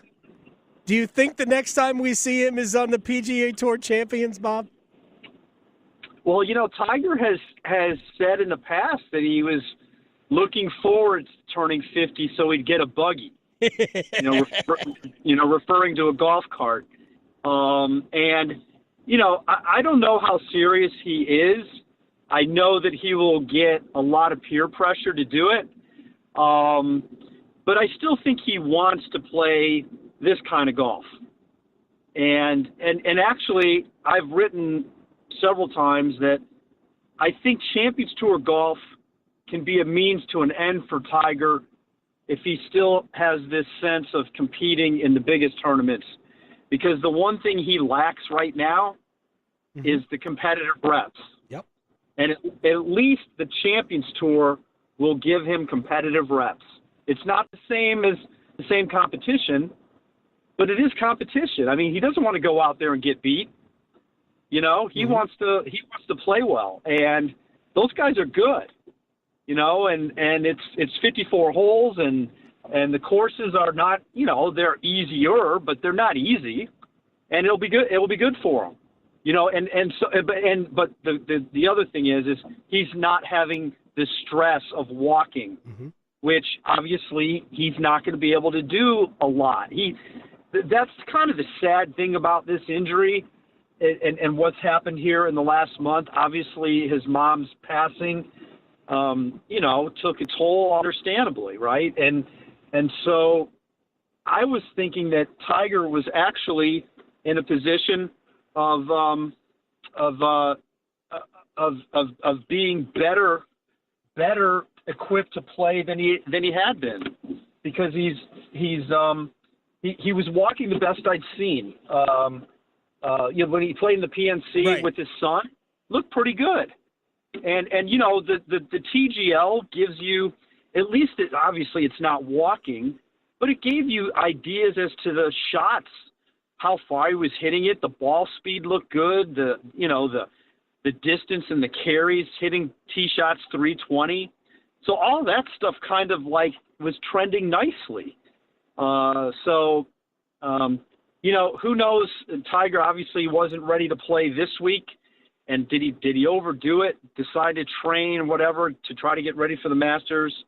Whatever happened, it sounds like, kind of another wasted year. Yeah, no question about it. Bob Harig, Sports Illustrated, is joining us. I said the exact same thing yesterday. Playing PGA Tour Champions, it's not ideal, but it at least gets him in the competitive, mode as he gets in front of the Masters or a U.S. Open or because the Open Championship, he can play the Masters forever. He can play the Open Championship and the PGA basically until he's 60. So, and I still think Open Championship courses, if he's in a competitive mode, that's a place he can legitimately still win because of the nature of the golf courses. And if he can maneuver his ball, he has a chance. Let me get to something you wrote, I think it was either yesterday or the day before, about Rory McIlroy. And this gets us into the issue that is surrounding not just this tournament, but the tour and its relationship with LIV. Rory McIlroy said the ideal number is about 12, maybe a few more, of getting all the best players in the world together. Whether or not the number is right, Rory he wants the tour together, but he also said, or the tours, but he also said the PGA Tour doesn't need it. Do you think the PGA Tour needs the LIV players back or needs unification? I think both sides do. Yeah. I think the reason the Tour does is you opened by talking about how this is, the greatest collection of players, except it's missing Rahm, Koepka, Bryson, Cam Smith, who just won here 3 years ago. So like it's not quite where, Terrell Hatton's a great player, so is Joaquin Neiman. They've got 8 or 10, 12 guys that would make a difference. And so I think I just don't think splitting the talent is a good idea. So figuring out a way to bring them back is what you need. And look, they need it. The Tour needs it for that reason. They also need it because I think it will always hang over them. Will this public investment fund go rogue again and throw a ton of money at some guys and lure them away? Because and that's not good, obviously. We're trying to get away from that. So why the PIF needs it is because their team format, their competition is not really gaining a lot of traction. Now maybe it will in 3 or 4 or 5 years, but so far it hasn't. And I think the reason is because of the headwinds that they face in the greater game. There's still this, this uneasiness. Some people probably don't want to be associated with them. They don't want to sponsor over there. There's just, it's like, am I going to lose out on the PGA Tour if I go over there? Right. And all of that goes away if they are working together, because in theory, then they should be cooperative. The Tour needs whatever of LIV comes under it to be successful, because their new business model is to be for profit. And I think that's part of the root of it too. They're looking at what's going on there and seeing that it's not profitable. So this is where both sides, I think, are very stubborn in their stance. Just to boil it down, I think the Tour doesn't want LIV to exist as is. Like, I think they want the players back. I think they're willing to deal with some level of different competition, but they don't want that. LIV and the PIF want it exactly as it is. And exactly as it is has been shown to them, through business plans to not be working properly. It's probably too many tournaments, and it's, they're scheduled at times that don't get a good TV audience. So both sides need to compromise. I mean, I think the Tour probably needs to accept that LIV doesn't want to go away, and they're the ones with the money. So maybe you have to appease them and say, all right, well, how about if we play 8 LIV events? And that's where the PIF needs to say, okay, we'll shrink our model and see if we can sell it that way. I might have just made that too simplistic, but it sounds to me like the sides are entrenched in their corner and have not given an inch towards the middle. Bob Harig, Sports Illustrated, is joining us here in the Adam Gold Show. The the Players Championship, I'm all over the place apparently, is ongoing. How many players do you think, and we don't have to spend too much time on this, how many players do you think are left on the PGA Tour that move the needle, that would move to LIV? Like, there's really only, are there more than 2 or 3 needle movers in the game of golf right now beyond Rory? I'm not sure Scotty really is a needle mover. He is the best player in the world. But Rory, Scotty, Jordan Spieth, I don't think any of these guys are leaving. So who could they possibly get? Who could they possibly pilfer that would make us watch LIV if we're not already watching Bryce and DeChambeau? It's a great question. I don't know, and maybe that's why the Tour might be taking a little bit more of a hard stance on that, because they feel like, go ahead, take your shot. Go ahead. You sign Patrick Cantlay. Sign Ludwig Aubert. Those would be big losses, but are they? I don't know that. To your point, I'm not sure that golf has a huge needle mover right now. Bryson is, Rory is. It's way more of a needle mover though when they're playing together. Right, that is true. and Rom is, of course, I think still. Spieth is. He's not in the top 50 in the world right now, but he's still a big needle mover. Right. It was kind of a big deal when he didn't get a sponsor invite last week to the Arnold Palmer. I think Ricky Fowler is to a degree.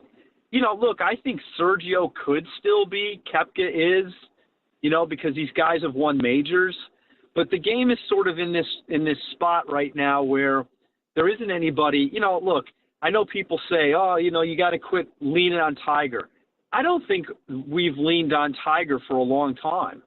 I think we've been blessed that he came back in spurts. He didn't play in all of 16 and 17. Yeah. It's 9 years ago now. Those 2 full years he didn't play. The fact that he came back for like 3 years is sort of a tour blessing.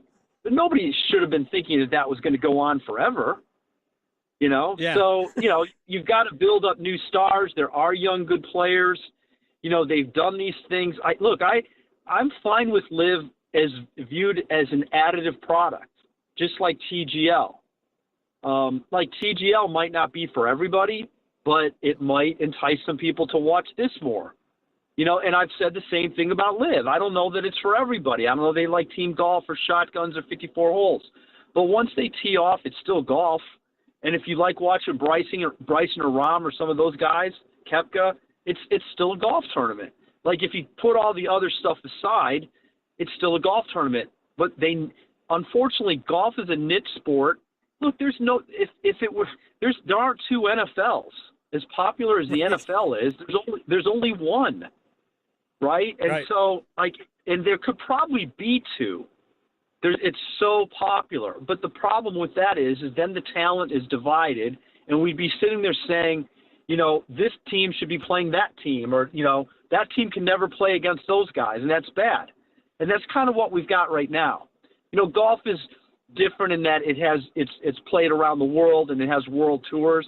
But, soccer does that. Yeah. They have their own league in the UK, and then Germany has one, and so does Italy and Spain. And then, but they all come together in Champions League, obviously in World Cups and things like that. And golf needs to kind of figure out a way to accomplish that. Bob Harig, Sports Illustrated. You can follow him on Twitter at Bob Harig. Coming up later on in the program, we get to the rewind, a little bit more from that conversation with Bob Harig. By the way, the Players' Championship, Lucas Glover right now is your leader. 5 under par with 1 more hole to play. He's got to play he's playing the 18th right now. 5 under par. And the marquee group of Scotty Scheffler, Rory McIlroy, and Xander Schauffele is just teed off. That is incredible. 48-43, Duke leads Georgia Tech. A little bit more than 10 minutes to go in the second half. Yeah, looks like there's some kind of bad injury for Georgia Tech right now. Yeah, the whoever that is, number 30. Square. Interesting. Yeah. Square took, I think, an inadvertent elbow to the nose. Oh, not good, yeah. Looked like Patrick Gongba caught him square. See what you did there. So I don't think they assessed any fouls in that situation. I believe he actually committed a foul and then is now headed to the locker room for repairs. Yeah. We see that a lot in hockey. Gongba going to the free throw line. Duke leads by 5, 10:22 left in the second half. St. John's has a pretty sizable lead over Butler. They have an 18-point lead with less than 10 minutes to play in the Big East quarterfinal game. Oregon leads Indiana 50-47. They are into the second half, about the same part of the game as this game is. Iowa State has a lead over BYU. They lead by 4 at the half in the Big 12 championship tournament. Wichita State leads South Florida by 10 in the American at halftime, and Ole Miss leads Arkansas by 11. They are still in the first half of the SEC second round game, not a quarterfinal because they are a basically Friday through Sunday final. 49-43, Duke with the lead, Georgia Tech with the ball. and we are about just under 10 minutes left to play in that one. Again, if you're just tuning in, I put this out and actually want to read a funny tweet. At halftime, when Georgia Tech led by 5, it was 31-26. I put out there that Duke down 5 at the half, Georgia Tech scrapping, playing very physical, Blue Devils not handling it well, and Malik Brown and Cooper Flagg are hurt. How's your Thursday going? Yes. Somebody said, I want to give my toaster a bath. Hoping you're well. Please don't. Don't stick your fingers in outlets so either. Funny. So funny. Blue Devils look like they have recovered, at least in terms of the way they're playing. They have shot poorly. In the first half, Duke was 11 of 30 from the field, 2 of 16 from three-point range. They're not really shooting it much better. What they are doing is defending much better. So 6-point lead and the ball, and we are going to a timeout. But Duke is 6 of 26 from 3, 23%, which is about almost 20% lower than they normally shoot. They are 19 of 47 from the floor altogether. Con Knipple has kept them in it. Knipple has 12 points. Isaiah Evans, also 3 of 5 from three-point range, has 11. Those two guys have kept Duke afloat in this one. You're missing, in my opinion, in spite of the fact that Chucky Hepburn won the ACC's Defensive Player of the Year award, the two best defensive players in the ACC are both hurt for Duke. Malik Brown, who I know he wasn't going to win the award because he had missed some time. I voted him for Defensive Player of the Year because I think he is, when healthy, the best defender in the league. And Cooper Flagg is next. Yeah. And they're both out. Did not have that on the bingo card. This was as if you could draw up worst-case scenarios for Duke. Yep, this is it. This is it. So that's where we are. Just real quick, Carolina's coming up next. My opinion, Tar Heels, let's just say everything is normal. Duke wins this game. I think the Tar Heels first have to beat Wake Forest. Non-negotiable. You're not getting in if you don't beat Wake Forest. And I know for people who go to Joe Lunardi every day, and I'm not one of those people. I do think it's funny how so many people dunk on Joe Lunardi and his bracketology skills. Like, well, he's like the 38th best bracketologist. These guys are all basically within the margin of error. The best ones and the worst ones who do it. I mean, there's almost no difference between them. Lunardi is pretty close to being right all the time. Just like anybody that does it. It's a formula. It's not that difficult. I've done it, and I've done it well some years and done it poorly some years. It's all right. But Lunardi's pretty close, usually. He has North Carolina in the field today. He has them in as the last team, but he has them in the field today. But they would not be in with a loss to Wake Forest. They would come out. I still believe that they must beat Duke, and I still think they might have to win another game, meaning win the whole title. But I'll say this. If you think that they're in anyway, you're probably a fan who's hoping, and I'm not anti that. I want them to get in the field too.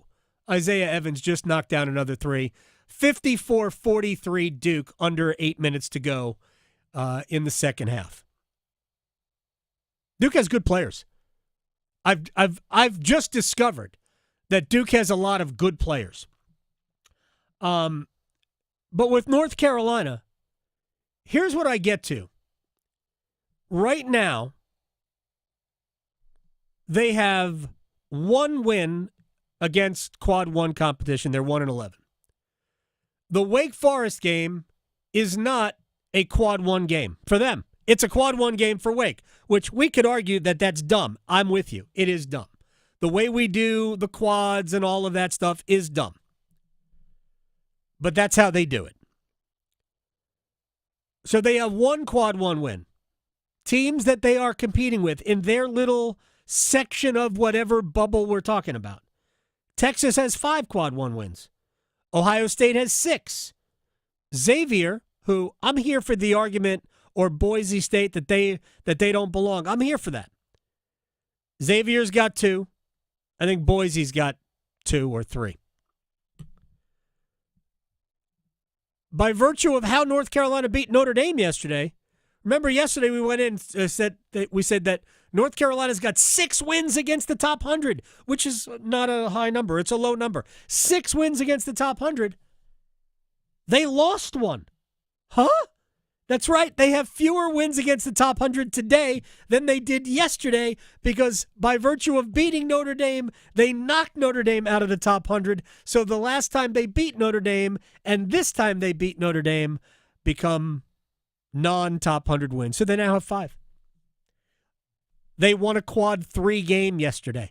That's what they did. They've done nothing. Their resume is very, very empty. And I'm not sure that one great win, especially you don't know what the value of it is going to be if Cooper Flagg can't play in it. So I still believe they need to win the ACC tournament, but I've said it 100 times. I want to keep saying it so nobody is misconstruing. I believe they're good enough, and I believe they could win games in the NCAA tournament. And I already told Victoria, if they get in, I'm backing them to get to the Sweet 16 because I think they're going to be in a part of the bracket where they could pose problems. Too many good players on North Carolina's team. But as in the legal profession, it's not what I know, it's what I can prove, and there is no proof that North Carolina is good. We think they are, but there's no proof. All right, we'll take a break. We'll come back. We will stretch, and place bets next. Questioning goalie interference calls since day one. The Adam Gold Show on the North Carolina Sports Network. During the sports season, the Governor's Highway Safety Program would like to remind you to buckle your seatbelt when traveling to and from athletic events. Wearing a seatbelt is your best defense against injury or death in a crash. Prioritize your safety and buckle up. Every seat, every time. Remember, click it or ticket. It's the law. This message is brought to you by the North Carolina High School Athletic Association and the Governor's Highway Safety Program. Your background may not include agriculture, but 2 years at the Agricultural Institute will prepare you for a career in it. Whether you are a military veteran with an arsenal of skills, kickstarting your second career, or about to graduate high school, the Agricultural Institute at NC State University is the right place for you. Nurture your passion and find your career. Learn more about our program online by searching NC State Ag Institute. Deadline for fall enrollment is June 1st. 2 years, 1 degree, endless possibilities. Did you know, along with keeping their local communities powered, public power line workers are part of a mutual aid network spanning the state and country? Public power crews help their neighbors when natural disasters damage electric systems. And that mutual aid network is one of the reasons public power has the highest reliability rating among energy providers, forming a camaraderie among line workers that's second to none. Interested in joining public power? Learn more about careers at electricities.com. From the mountains to the coast, there is tremendous pride in North Carolina agriculture. NC Forever Farms is a program recognizing family farms that are protecting precious working lands vital to the future of agriculture. Through permanent agricultural conservation easements, these NC Forever Farms will always be protected from development. Learn more about preserving family farms through the Farmland Preservation Division of the North Carolina Department of Agriculture and Consumer Services by visiting ncadfp.org. Dear North Carolina, for 70 incredible years, you've been by our side. From Mr. Rogers' Neighborhood to the wonders of Antiques Roadshow, from This Old House to NC Weekend, we've explored, learned, and grown together. Because of your support, PBS North Carolina has gone beyond the screen, inspiring, educating, and entertaining in classrooms, at home, and on the go. Celebrate with us when you watch new programming on PBS NC or stream anytime on the free PBS app. Learn more about PBS North Carolina at pbsnc.org. Going to college gives you more career options. You could say it pays for itself. but it might not feel that way in the short term, especially when tuition's due. That's where the FAFSA comes in. The FAFSA is the free application for federal student aid. It's your gateway to money for college. Whether you're seeking scholarships, grants, work-study programs, or loans, it all starts with the FAFSA. So how about it? Make a plan for college and find everything you need for the FAFSA at cfnc.org.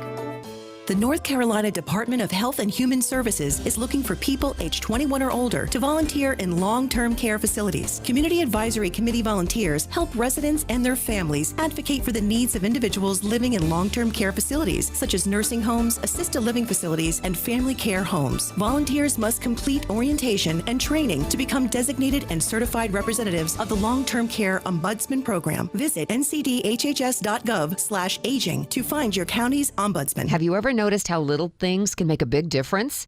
Here's an idea. Why not greet everyone you see today with a big smile and a friendly, "How are you today?" Maybe this small gesture may turn around an otherwise bad day. You never know how much difference a friendly expression can make. Who knows? You just might make a new friend. In North Carolina, we have always taken pride in being kind to everybody. Little things do make a difference. Makes you feel better. Makes everyone around you feel better. Smile Train has helped millions of kids with clefts. Learn more at smiletrain.org/learn. This is Adam Gold. 80-second mark, I scream in the booth. I screamed in the booth. Why the heck is he still on the ice? Did you say it in Finnish? I should have. Yes. No, he wouldn't. He curses in English. He does. All right, 2 seconds later, he scored. Yes. And I went, oh, that's why. That's why. The Adam Gold Show.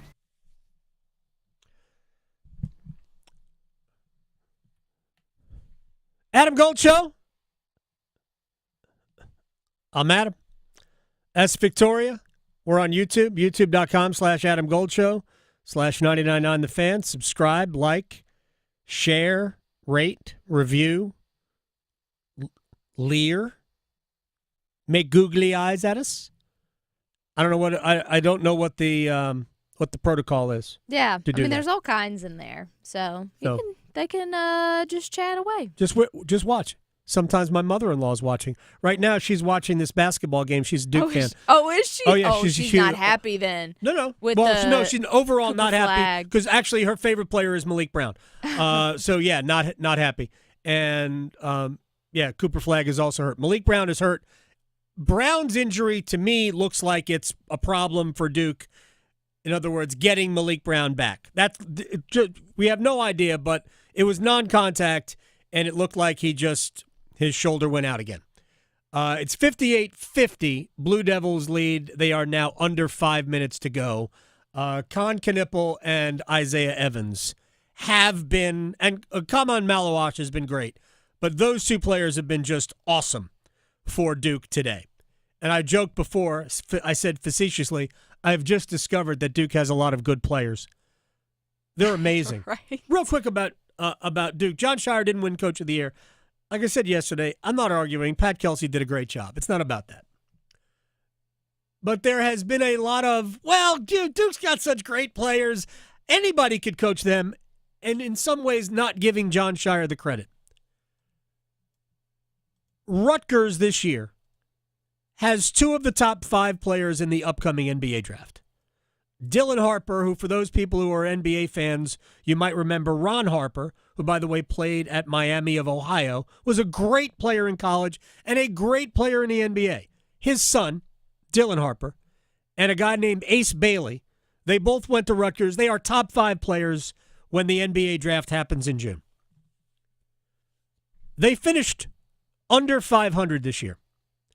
I don't care if Rutgers has 9 janitors. If they've got 2 of the top 5 players in the upcoming NBA draft who are healthy and played all season, and they finish under 500, that's a problem. If it's so easy, I'm not saying that it was a bad coaching job. I'm just saying if it's so easy, then Rutgers would have been better. I think John Shire did an amazing coaching job this year, and it's not really going to get recognized for as good it is as it is. All right, with that said, it's time to stretch. Okay, so let me do a quick one today. So I saw this and thought it was hilarious and so sad all at the same time. Very bittersweet, like we talked about yesterday, a lot of bittersweet things. Well, McDonald's play places, I don't know, I grew up on McDonald's play places with the questionable ball pits and, like colorful outside area. Jack just liked the slide. Yes. Yeah. I mean, the slide was great. Unless there was something wet in there. And then you're like, oh, I don't think that's supposed to be there. Why would there be something wet in there? Exactly. That's the question everyone should ask. So it's funny because there's an image that's been going around viral on the internet about a McDonald's in Tennessee where I guess someone probably who is a millennial, maybe grew up in the playpen area. They're sad because it looks like a desert island. Everything is just weak sauce, like the colors have faded. Oh, no. And so it's just funny because, things go viral on the internet. So then people's responses, I feel this because they're saying things like, this is the saddest example of modern society I've ever seen.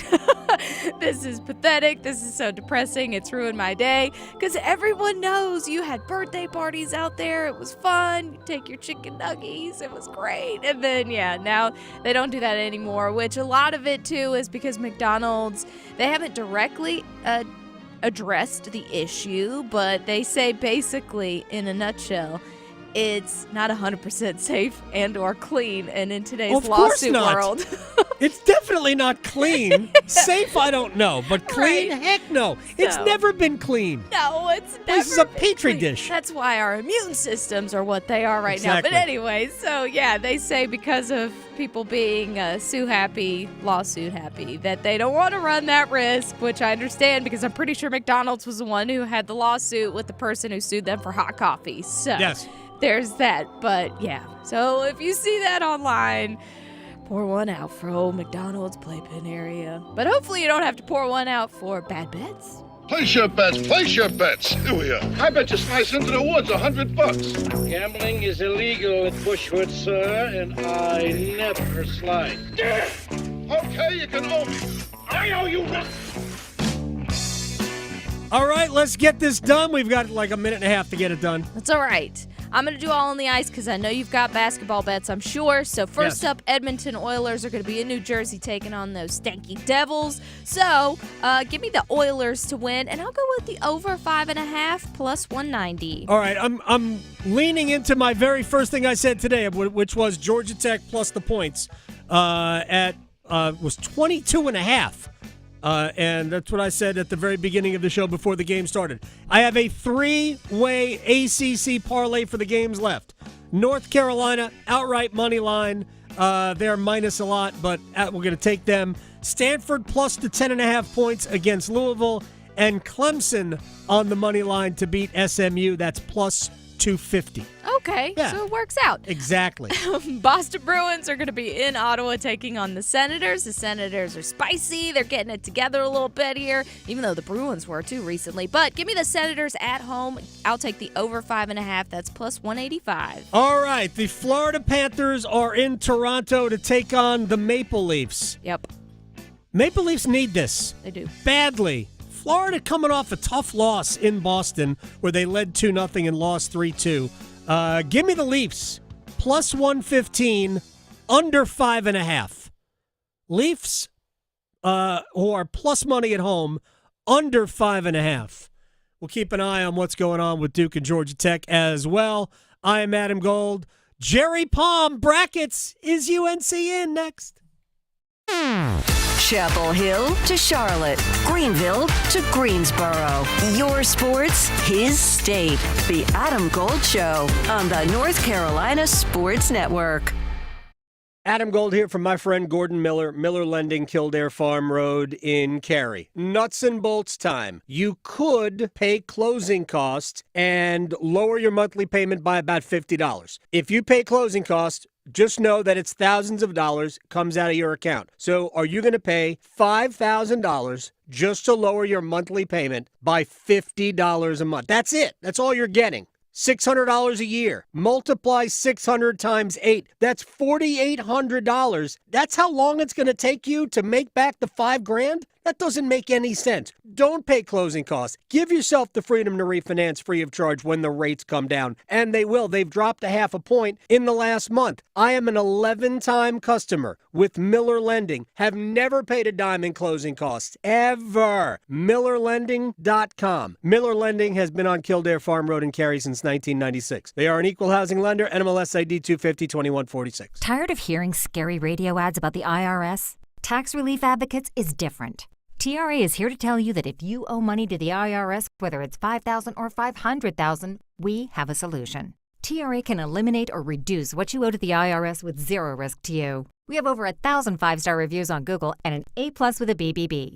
End your tax nightmare today by visiting TRA.com or call 800-583-6681. That's 800-583-6681. The Dugout Tavern and Grill is the #1 sports bar in Apex and your March Hoops headquarters. Stars of our games, fill out a bracket to win big prizes from New Belgium Brewing, $5 Modelo on game days, daily drink specials, and late night buy one get one half off appetizers. We've got a 16-foot video wall and over 30 other big screen 4K TVs inside and out with state-of-the-art sound always on, so you can catch all the hoops action at the Dugout, 1413 Kelly Road, Apex, and the DugoutTavern.com. Smart homes, virtual assistants, and AI. Imagine what the next 10 years will bring. At Lumos, we have. With 100% fiber internet built for the future, you're ready for whatever comes next. Plans start at $50 per month. Learn more at lumosfiber.com/next. Adam Gold in studio with my man Patrick Day from the Aluminum Company of North Carolina. All right, everything for the exterior of your home. Do you have a favorite? I have a favorite, yeah. I want to hear it. So windows, doors are my favorite products. The reason why is because we are the best at installing them. You know, there's 1,000 different types of windows on the market, doors on the market, different people installing them, different companies. I don't care how good a window you get. If it's not installed properly, it's not going to do you a bit of good. I always tell people, if you buy a submarine window, the best one in the world, and you have me put it on a submarine, you don't want to get in that submarine.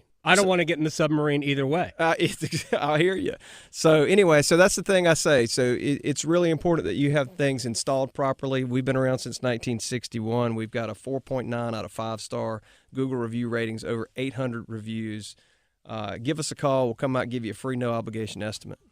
It's the Aluminum Company of North Carolina. You can find them online at aluminumcompany.com. Organize easy. Organize tough. Customize your work truck or van with upfit solutions from Van Products. Steel and aluminum shelving, toolboxes, data files, cabinets, drawers, conduit carriers, ladder racks, everything safe and secure. Everything built as unbreakable as you by Adrian Steel. Backed by the best warranty in the business. 3 years, 36,000 miles. Everything custom installed by Van Products so you know it's done right. From a single work rig to a fleet, choose custom installed upfit solutions from Van Products.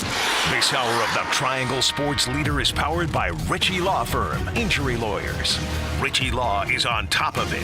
Go to ritchielaw.com. That's ritchielaw.com. They score! WCMC HD1 Holly Springs. Take us with you on the radio, Instagram, TikTok, Alexa, and YouTube. 99.9 The Fan, the Triangle Sports Leader. You're listening to The Adam Gold Show on the North Carolina Sports Network. You guys just had a pretty distracting couple weeks with the trade deadline. Now you guys have your team. You've got 2 notable additions this past week. How would you describe the sentiment of the team right now post-deadline? Yeah, I think one word would be together. I think that's been kind of the motto since this whole thing's been going down. Just sticking together, no matter what the outside people are saying, what the analysts, you guys are saying about us. We know what we have in this locker room, and we're super excited. And if anyone saw last game, I think the new additions are fitting in pretty well. It's the Adam Gold Show. I'm Adam Gold. That was Seth Jarvis. We haven't talked to any Hurricanes today. They don't play tonight. That's fine. We'll probably get to them at some point between now and 3 o'clock. Duke 67, Georgia Tech 61. Duke will be headed to the free throw line, just over a minute to play in the second half in Charlotte. Jerry Palm, chief bracketologist, CBSSports.com, at JP Palm CBS on Twitter, is somewhere. Can you hear me, Jerry? Yeah, I can hear you. How's it going? Can you hear me? Jeez, I feel like I'm being yelled at. I'm not yelling at you. I can hear you. Where are you? I'm in a bar where I can watch 4 games at a time. Yes, Jerry Palm in a bar. 68-61, the Blue Devils are on top. First of all, look, I don't want to bring up other bracketologists, and I'm not going to mention any by name, but I have seen a sentiment out there that North Carolina, snapshot of today, inside the field of 68. Would you agree with that? I can't see. I mean, you got to fill the field, but I don't think there's a resume out there that screams we are not an NCAA tournament team more than North Carolina. Okay. 1-11 in quad one games. They beat UCLA, a bunch of tomato cans, which the ACC is full of. Yes. And they lost to every other good team they played. And it's a long list because they always play a good schedule. But it's I don't see how. But like I said, you've got to. All of these teams are flawed. Maybe the committee will see North Carolina's flaws differently, but they'll have more to work on because they're playing today. Right, and the truth of the matter is, this is how close it is. And what I have said about all the bracketologists, and I know there's somebody that does a ranking of all of them, the margin from whoever is the best and whoever is the worst on that list is so small because it's kind of a formula. You've got North Carolina as the first team out. So, yeah, exactly. Right. I mean, because their resume is more offensive than Xavier's at the moment. And that's basically it. Right. It's like, okay, Xavier hasn't got anything on their resume that the committee leaves out every time they can, and North Carolina does. And so, I mean, that's kind of how I do this. It's like, all right, what kind of stuff has the committee rewarded in the past? Right. Who's got the most of that kind of thing? Or what kind of stuff have they failed to reward in the past? And who's got some of that kind of stuff? And Carolina's got that. Carolina's got 1-11 in quad one games would be a record for futility against that group for anybody who's got to win. There have been a few that got in with none, but it's been a while. But it's just that would be a record. But are they that desperate? But I will say this. This NCAA tournament, this week of doing brackets and stuff, this is the best example ever to suggest that not only should we not expand, we should go back to 64. Can you imagine expanding to include some of these teams? Seriously.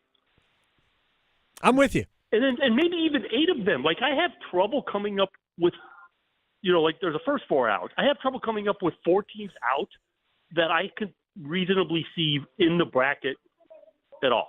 Right. And then you come up with maybe 4 more of those teams and put them in the bracket. Hey, just wait till they go to 96, Jerry.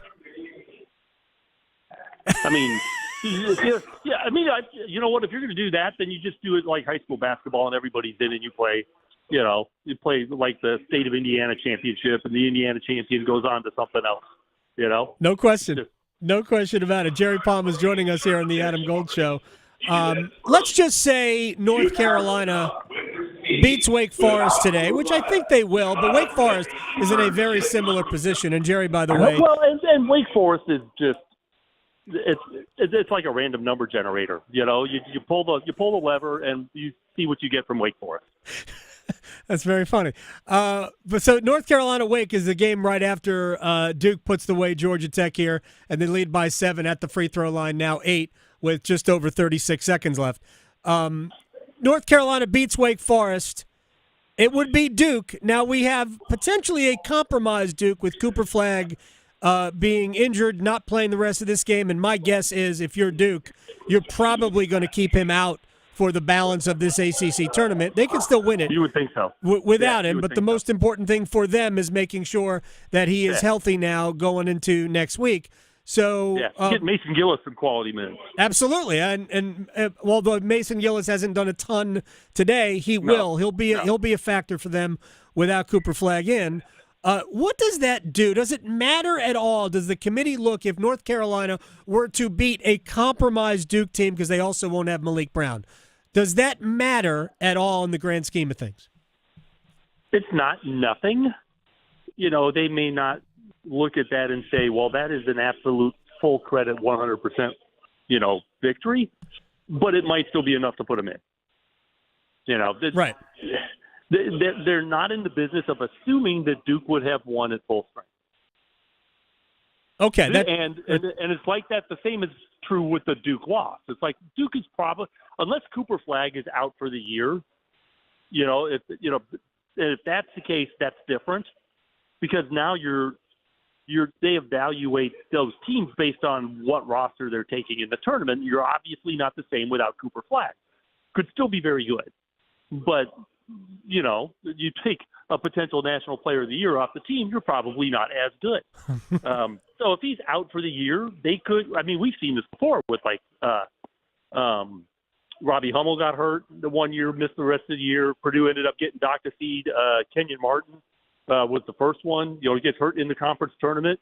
They played maybe not even a half with him in the conference tournament, lost the game he got injured in. To me, you didn't even get a chance to see, Cincinnati having played a game, without Kenyon Martin, that they even practiced without Kenyon Martin. So, so we've seen that kind of a thing before, but he doesn't look like a guy that they're worried about, he's going to miss the whole season. Right. But the thing with ankles is you got to wait till the next day. That's right. Well, and they didn't even worry about it. They wheeled him into the locker room, and he's on the bench right now, and you can tell his ankle's taped. Taped up, which is kind of weird. No, he is taped. Yeah, I think you could tell. Okay. I think under his sock, he's definitely taped. Okay. But he's obviously, I'm kind of surprised they don't have him already in a walking boot, but because that would make. Anyways, the long answer to your question is Carolina would get credit for a win over a very good team and a quad even one. If it's compromised, and that might be enough. Yeah, I totally get it. With all of the bubble teams, and we'll close on this, with all of the the Ohio States and the Xaviers and the Boise States and San Diego, all of these teams right on the edge that don't really scream we need to be in the NCAA tournament either, right? Do you think North Carolina's got to win this ACC tournament? And do you think the ACC, let's just say SMU, were to beat Clemson later on, do you think the ACC could sneak a fourth team in that isn't named North Carolina? Yes, that's still possible, but it would take someone else to win the tournament. I don't think SMU's an at-large team, even if they beat Clemson. No matter. There isn't anything. SMU's ship has sailed in terms of being able to get enough wins to be an at-large team without winning the league. So, but Carolina could conceivably do it. That's the only team left that really could. Everybody else has got to, by the time they get enough wins to be an at-large team, they don't need to be an at-large team. All right, two more very personal questions for Jerry Palm before we say goodbye. What is the name of the establishment you're in?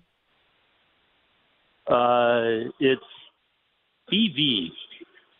I'm in Connecticut. Yeah, I know. In studios, so BV. And it's like this massive wall of televisions. It's great. Did you say BV as in victory? Yes. Yeah. Are you in Bobby Valentine's place? Yeah. Oh, I guess it is. Yes, I guess it is. Oh man, that's awesome. If Bobby is around, who is the I think he's still the athletic director at what is it? There's a college in that area. Anyway, I love Bobby Valentine. UConn's got a regional here. Oh, go. That's the only one I'm aware of. Anyway, and what did you order? Patty melt. Patty melt. Bobby Valentine's is famous for the wrap sandwiches. He invented a wrap sandwich. Go look that up. Jerry Palm, CBSSports.com, chief bracketologist, my friend at JP Palm CBS. Hey, thank you very, very much for letting us bother you. Hey, no problem. Talk to you later. All right, take care, Jerry Palm. That is awesome. Is it Bobby V's? Right? And you could tell exactly when the game ended because then you could hear Jerry. That's right. 78-70, Duke held on to beat Georgia. Kind of kept Georgia Tech at arm's length for much of the last 15 minutes of this game. Con Knippel spent a lot of time at the free throw line at the end. Isaiah Evans had a big game. Kamon Malawach had a very good game. And Duke survived the loss of Malik Brown and Cooper Flagg to advance. They get the winner of Wake Forest, North Carolina coming up. That game will start in about 30 minutes. All right, when we come back, Emma Thompson. No, not that Emma Thompson. Emma Thompson with the Courage, North Carolina Courage. They open up their season at Racing Louisville this weekend. We will talk to Emma Thompson about the team, the young stars, how things look as we start the NWSL season next. From the heels, touchdown, Carolina, to the canes. She scores! He covers it all. The Adam Gold Show on the North Carolina Sports Network. Let the madness begin. Loop it down low, gets the bucket and draws the foul. We're on the road with the ACC Tournament. R.J. Davis triple, count it! All the hoops action will be heard here. Withers, a three for the lead, yes! The road to San Antonio is driven by WakeMed, Roofworks, Metro Elevator, and Wilkinson Chevrolet Cadillac Buick GMC in Sanford. 99.9 The Fan, the Triangle Sports leader. Hey, bud, why the long face? Got laid off again, like the third time since the plague. You should move back in with your parents. What? Well, let's go to Sharky's. Now that's a good idea. Hey, they hiring?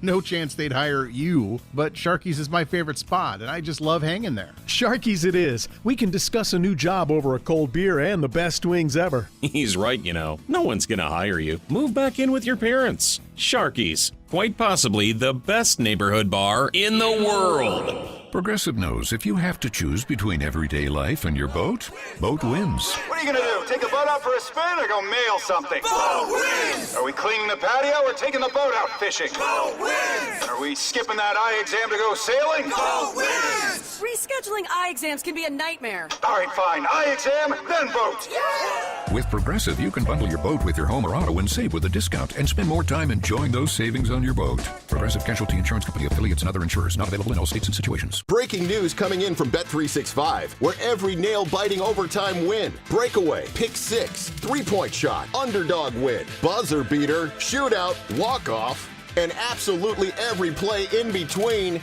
is amazing. From football to basketball and hockey to baseball, whatever the moment, it's never ordinary at Bet365. Gambling problem? Call 1-877-718-5543 or visit morethanagame.nc.gov. 21 plus only. Hear that? That's the sound of digital instants from the North Carolina Education Lottery. With instant wins, progressive jackpots, and bonus games right from your phone. It's nonstop chances to win like you've never seen or heard before. Oh, yeah! Big money! Visit nclottery.com to get in on the action. Must be 18 to play. See prize and odds charts at nclottery.com/digital-instance for details. Problem gambling helpline 877-718-5543. Don't go through another year with all that high interest debt. Let Loan Pronto wipe it all out now. Hey, it's Dennis Cox. Loan Pronto's Rapid Equity Loan makes it easy to pay off all your credit cards or tackle that 2025 home improvement project. Get cash in your pocket fast. No appraisals, no paperwork, no waiting. Loan Pronto's AI-driven tech gets you approved and funded in as little as 1 day. One client got $150,000 approved in under 24 hours, paid off all their credit cards, 2 cars, and a personal loan, saving over $1,500 per month. With low fixed rates and lightning fast transfers, you can do it too. Consolidate debt, improve your home, take control of your finances. Imagine being credit card debt-free by this time next week. Don't wait. Call Loan Pronto now, 919-381-1760, or visit loanpronto.com. Get a free rate quote with no hard credit pull, 919-381-1760, loanpronto.com. Equal housing lender, NMLS 1661781, subject to lender approval, NMLSconsumeraccess.org. Is that a new Samsung Galaxy A15 5G? Yeah, I got it for free when I joined Cricket Nation. Sounds pretty great. At Cricket, anyone can get a new phone when they switch. Whoa. With a high-quality camera, meaning more flattering selfies for all, and super fast 5G, so you can post them for all to see. Your friends, your family, your ex. Free phone! Free phone! Okay, I'll switch. Welcome to Cricket Nation. Cricket 5G is not available everywhere. Must bring your number to Cricket on a $60 a month voice plan. First month service charge and tax to its sale. Fees, terms, and other restrictions apply. See cricketwireless.com for details. This is Adam Gold. Did you see what Duke is paying the quarterback that they pulled out of the portal from Tulane? Oh, no. Oh, yeah. 2-year deal, $4 million per. Oh, wow. Her. So, Do they want a quarterback named Victoria? The Adam Gold Show.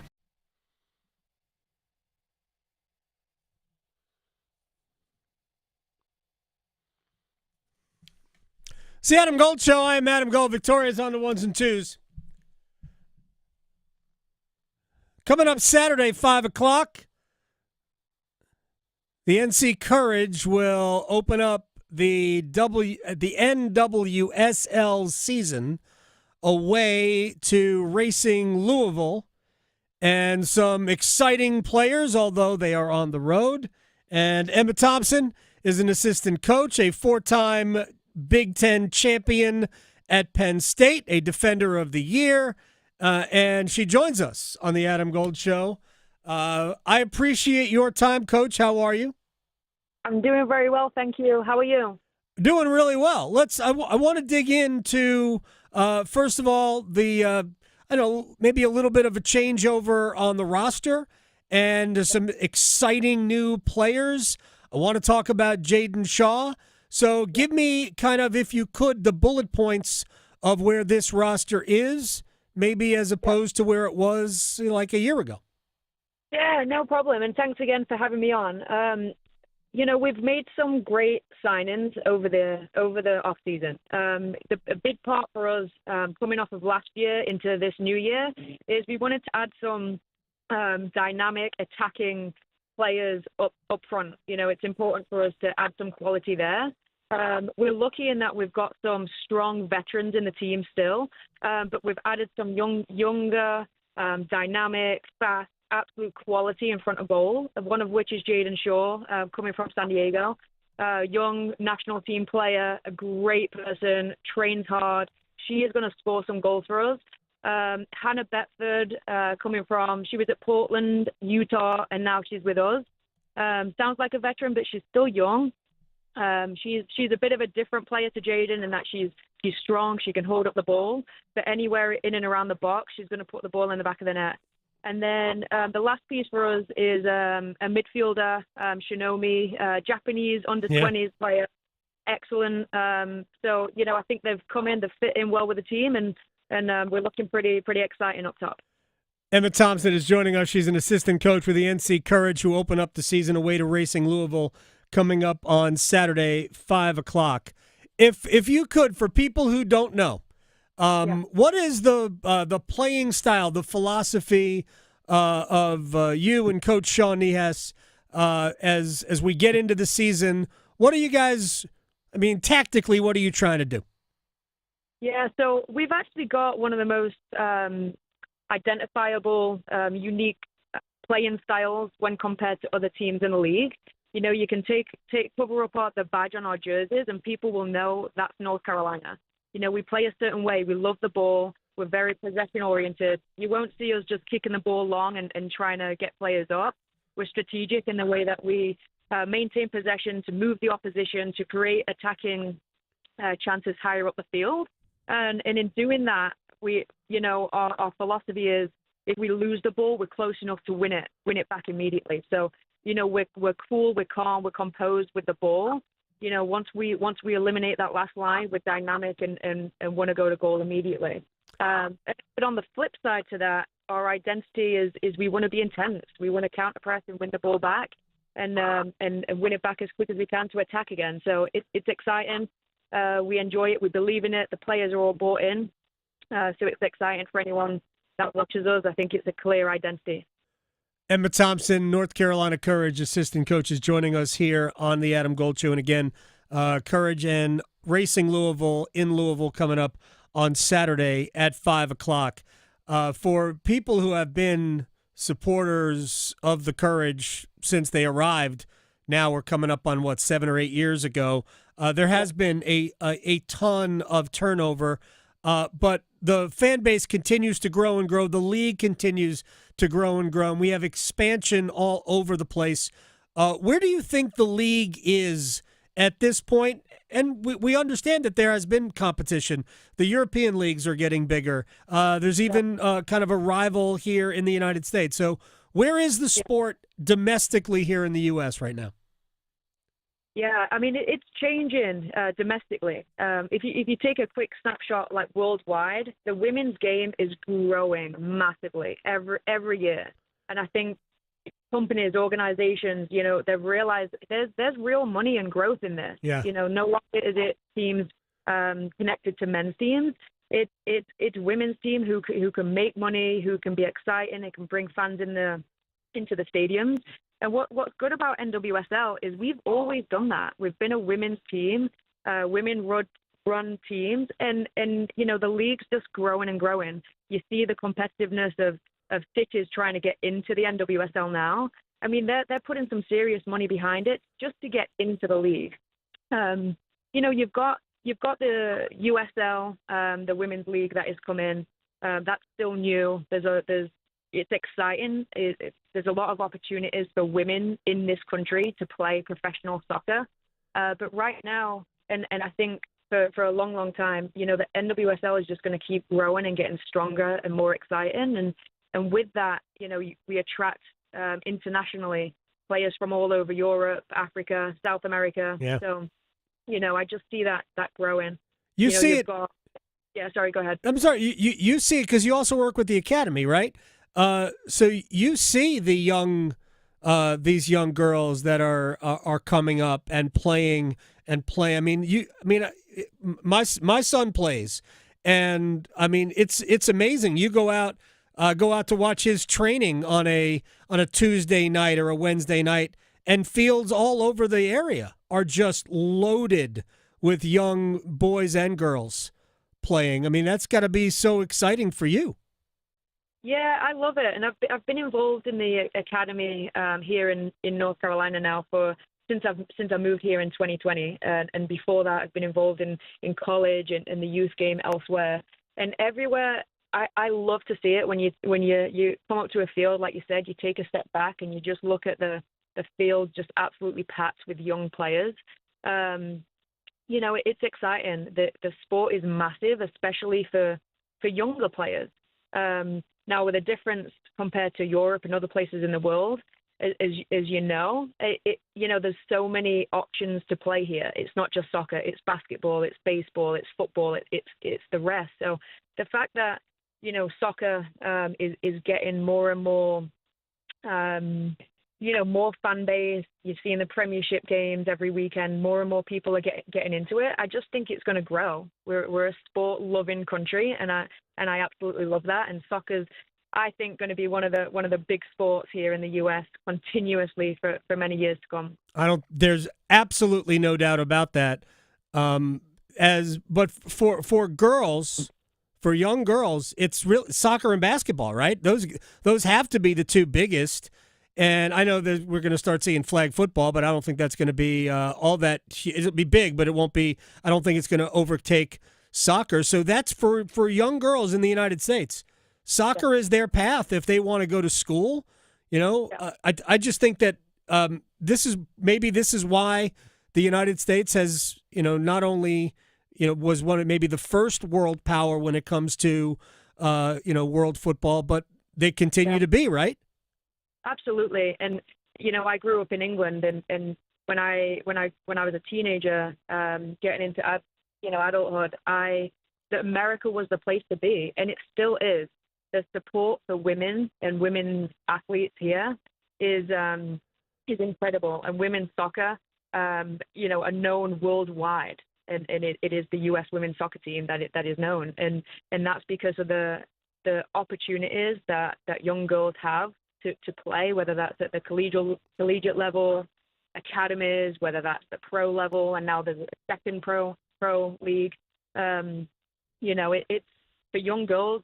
There are tons of opportunities to play and continue to play now through adulthood.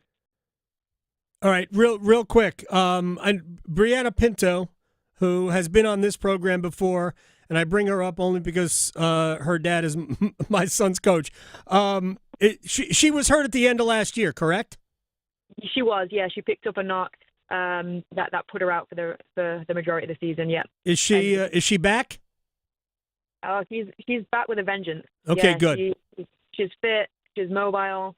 She's looking great in training. She always works hard, positive attitude. So, yeah, she's back. All right, go out, watch when the Courage come home. Go out, watch Jaden Shaw, Brianna Pinto, and everybody, and Emma Thompson, assistant coach, NC Courage. I appreciate your time at EJ Tomo on Twitter. You're from Nottinghamshire? That's right. I am. Nottinghamshire. Yeah. Small little town called Retford in Nottinghamshire. Not many people have heard about that. Well, I mean, that it was sent to me, so I'm not going to claim that I knew that. But are you a Nottingham Forest supporter at all? No, actually. So I'm a Manchester United fan. Okay. It's been a tough year. It'll get better. It'll probably get better. Maybe not right away, but it'll get better. Well, thank you very much for your time.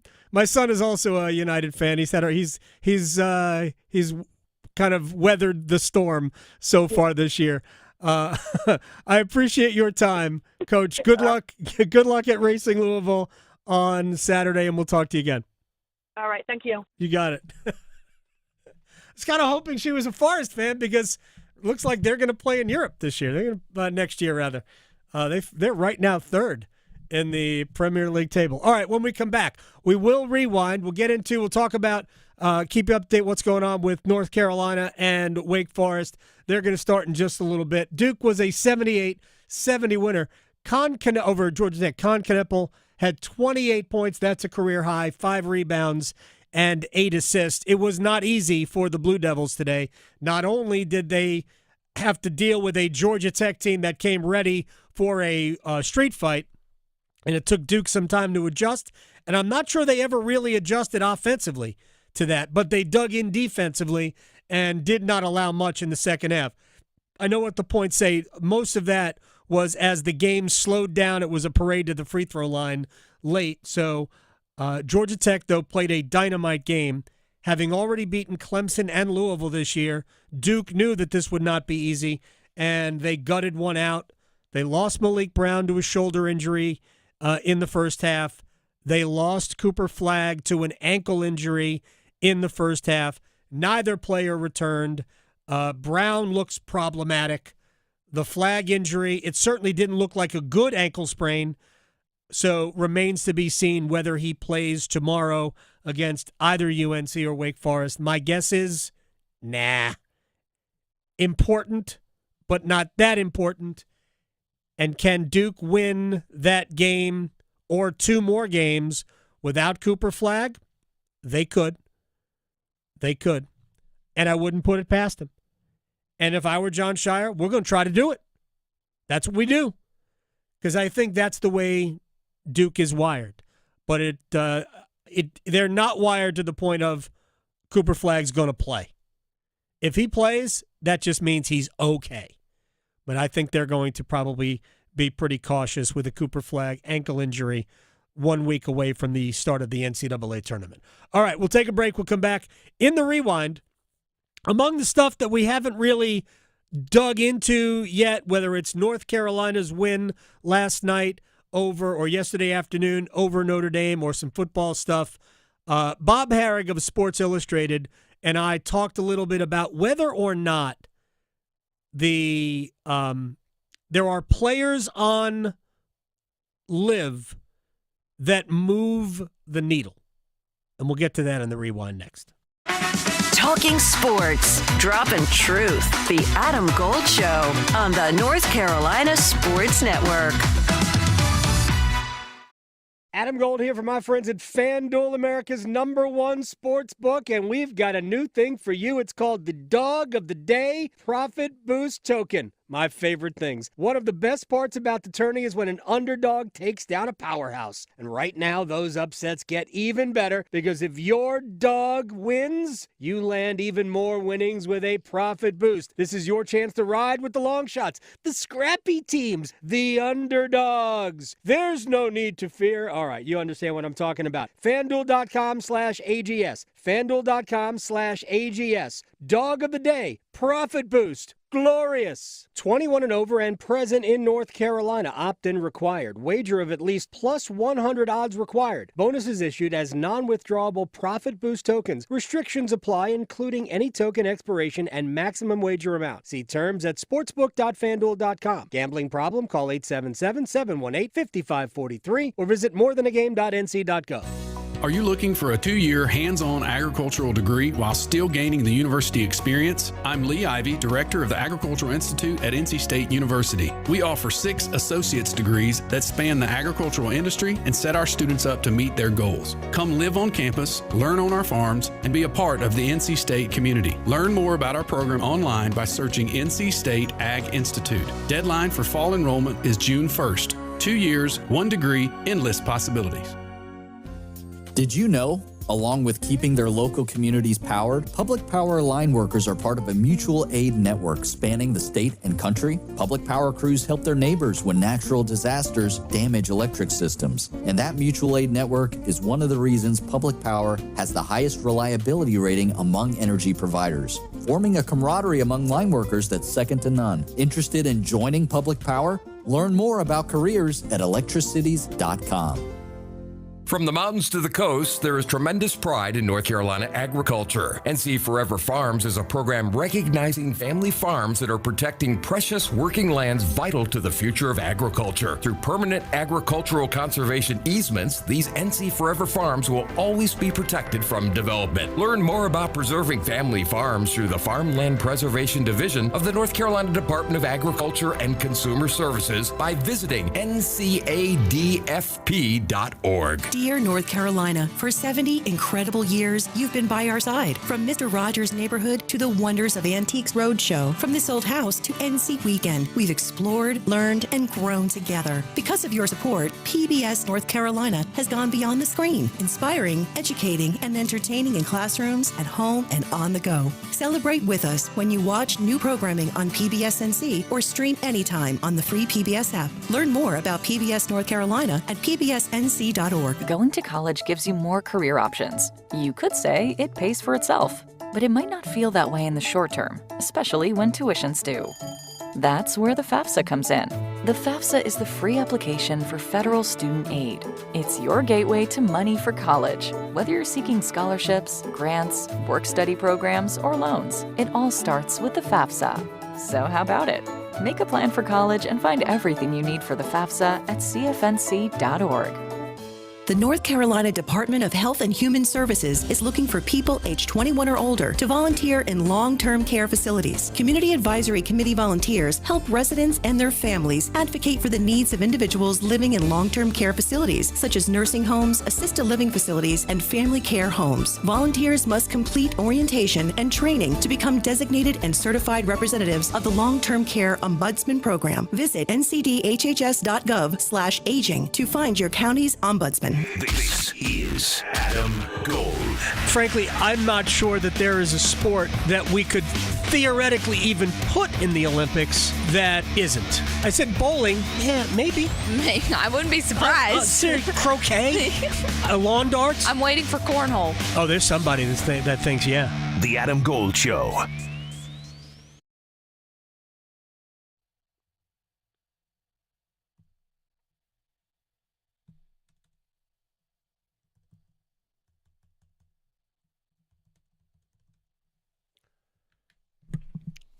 It's the Adam Gold Show. I'm Adam Gold.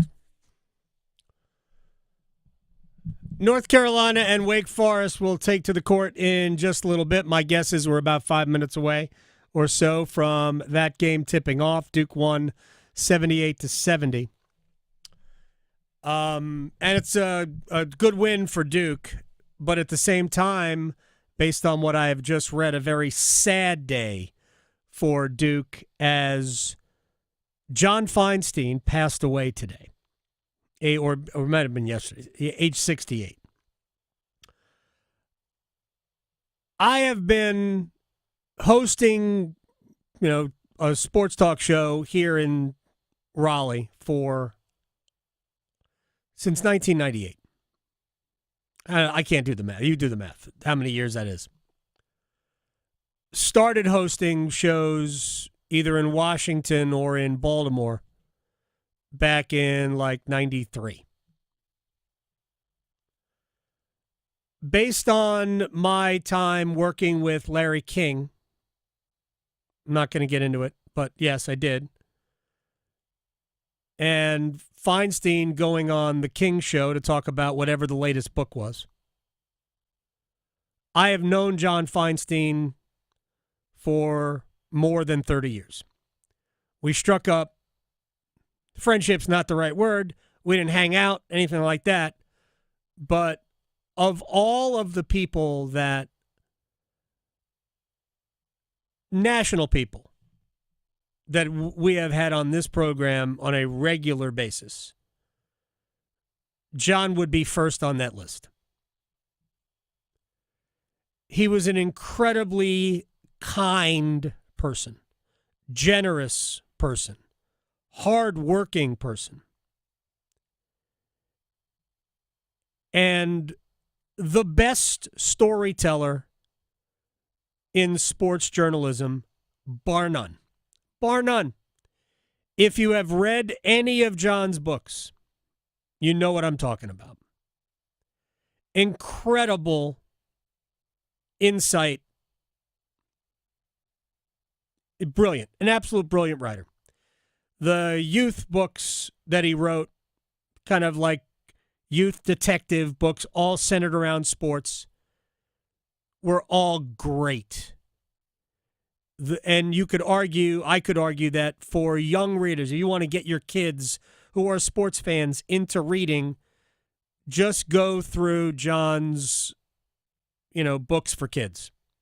They'll get it. Those will get them into reading, especially if they are fans of sports. And he passed away, age 68. John, for the last several years, had been going through some health issues, and as far as I knew, I spoke to John a couple of months ago. As far as I knew, he was doing okay, but he had gone through some rough times over the last couple of years, and so what I read was he died suddenly. So I don't know the circumstances around it. I just know that it makes me sad that I'll never get a chance to talk to him again. Not about interviewing him on the radio. I talked to John a lot without interviewing him on the radio. I think the last time we talked to John, it was for his 50th book. That's stunning. John was 68, and the dude wrote 50 books. It's impressive. How did he have the time? Do that math. Yeah. Do that. And he didn't start when he was 10. No. Mm-mm. So, yeah. I mean, that's a hard one. So, John Feinstein passed away at the age of 68. All right, North Carolina's playing Wake Forest. It's almost, none of this is appropriate in terms of this is John's favorite time of the year. Now, he's a fan of a lot of things, and he's written books about a lot of things. He's written books about tennis. We all know why his Hard Courts was the book about tennis. That was the first Feinstein book I read, and that was amazing. A Good Walk Spoiled, the book about Bobby Knight. What was it called? Now I forget the title of the book, but he wrote that book about Bobby Knight. That was really his explosion into sports journalism. But A Good Walk Spoiled, about his first book about the PGA Tour. I mean, these were all amazing reads. I think my favorite one was Open, which was about the U.S. Open going to Bethpage. Anyway, this was his favorite time of the year because John loved college basketball. He loved some of his best books written about college basketball, whether it's Legends Club, which was about Valvano, Kay, Dean. Right? He wrote about all of your favorite characters. He wrote a book about Red Auerbach. It's so many great books, and I have read just about all of them. But this was his favorite time of the year Because not only was it the NCAA tournament, but the NCAA tournament folded into the Masters. And also the start of baseball season. He was a big baseball fan and a Mets fan. And we'll pour one out for John a little bit later on. So I was about to start talking about college basketball, and it just brought back more memories of John. Anyway, Wake and UNC are about to start. So real quick about where the Tar Heels sit. We talked to Jerry Palm, who was at Bobby V's restaurant in Stamford, Connecticut. Yes. That was just phenomenal. A lot going on there. Yeah, so it's very easy to say that North Carolina's in today, but they're playing today, and they're playing against Wake Forest, and they've got to win to stay where they are if, in fact, they were actually in the field today, whether they are or not. My sense is their position in the field is so precarious that a loss to Duke tomorrow, and they would have to play Duke tomorrow, even a compromised Duke, would pull them out of the field. 1-12 against quad one opponents. Would pull them out of the field. And I'm really not sure that win is enough to get them in. Yeah, I'd like to think it is. But that is what we're looking at right now. All right, real quick. And Wake Forest probably needs to win this. I think for sure needs to win this tournament. I think North Carolina has to, but maybe they're in a little bit better spot simply because the schedule that North Carolina played was ridiculous. So many games against the top teams, not just quad ones, but like if there was something above a quad zero teams, that's how many. They have 7 losses, potentially 7 losses against quad zero teams on the 1 or 2 line. So we'll keep an eye on this. All right, let's get to a rewind. And we are going to talk to Bob Harig here in a minute about a situation in which, like, LIV is coming back. The LIV Tour and the PGA Tour at some point are going to merge. I'm not entirely sure that's going to happen as soon as both sides want, but it's probably going to happen at some point because, well, the whole thing is going to come to a head. Real quick, let me get to a couple of other things. NC State's coaching search. So I am not hearing anything, but I read like anybody else.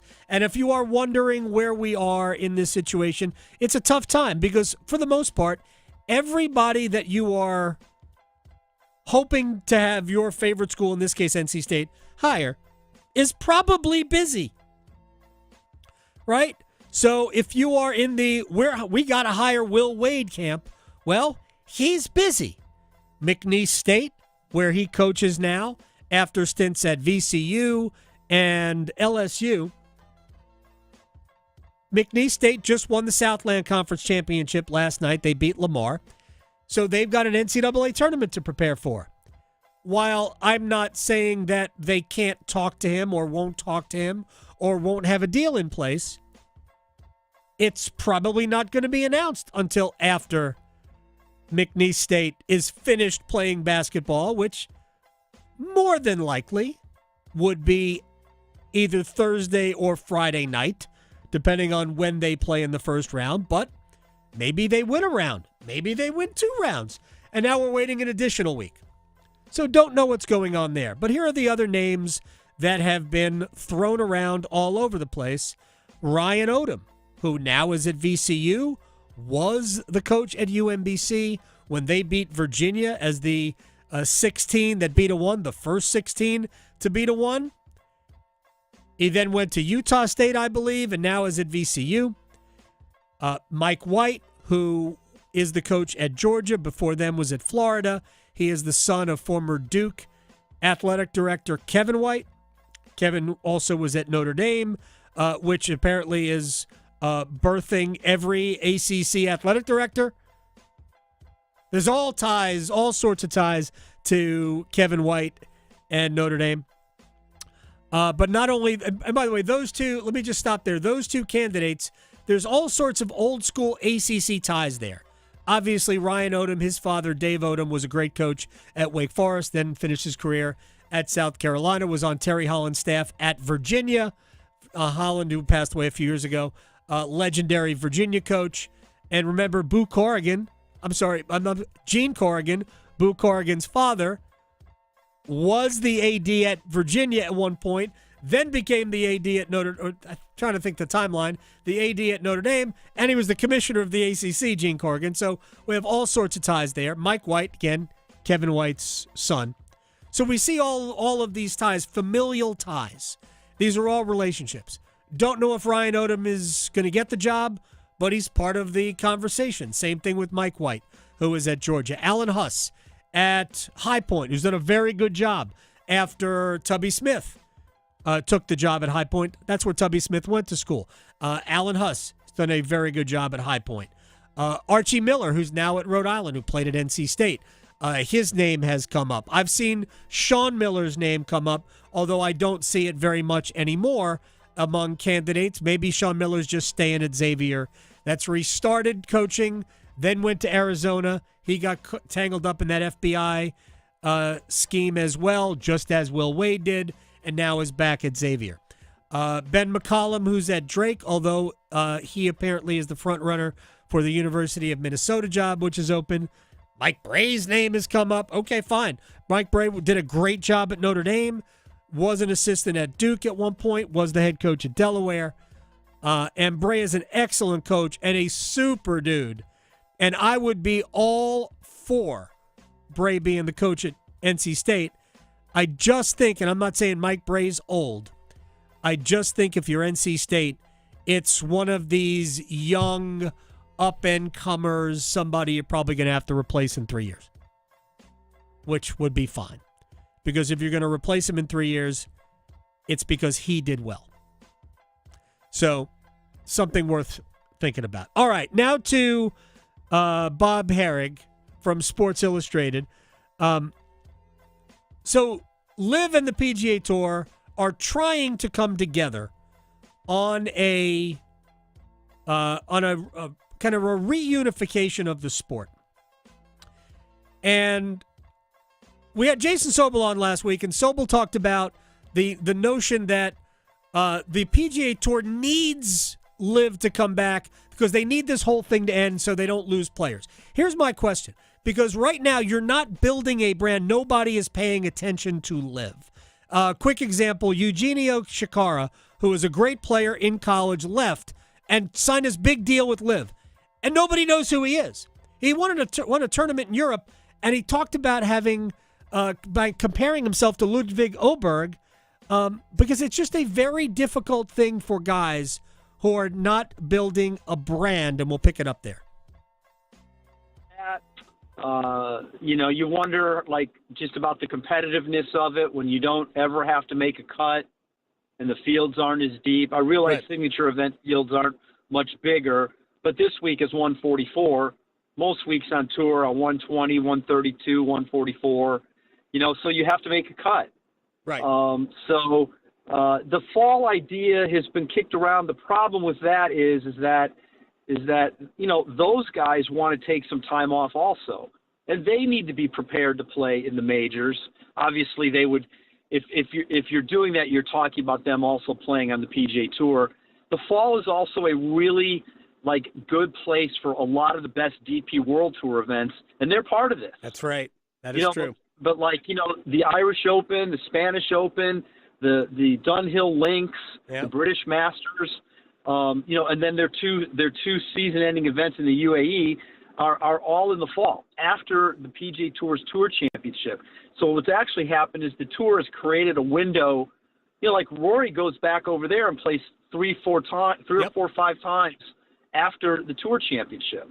And so, and frankly, the DP World Tour is an avenue for LIV guys because if I'm all these parties, no matter what, I would drop the sanctions on that tour and let them play there if they want to, because you only have to play 4.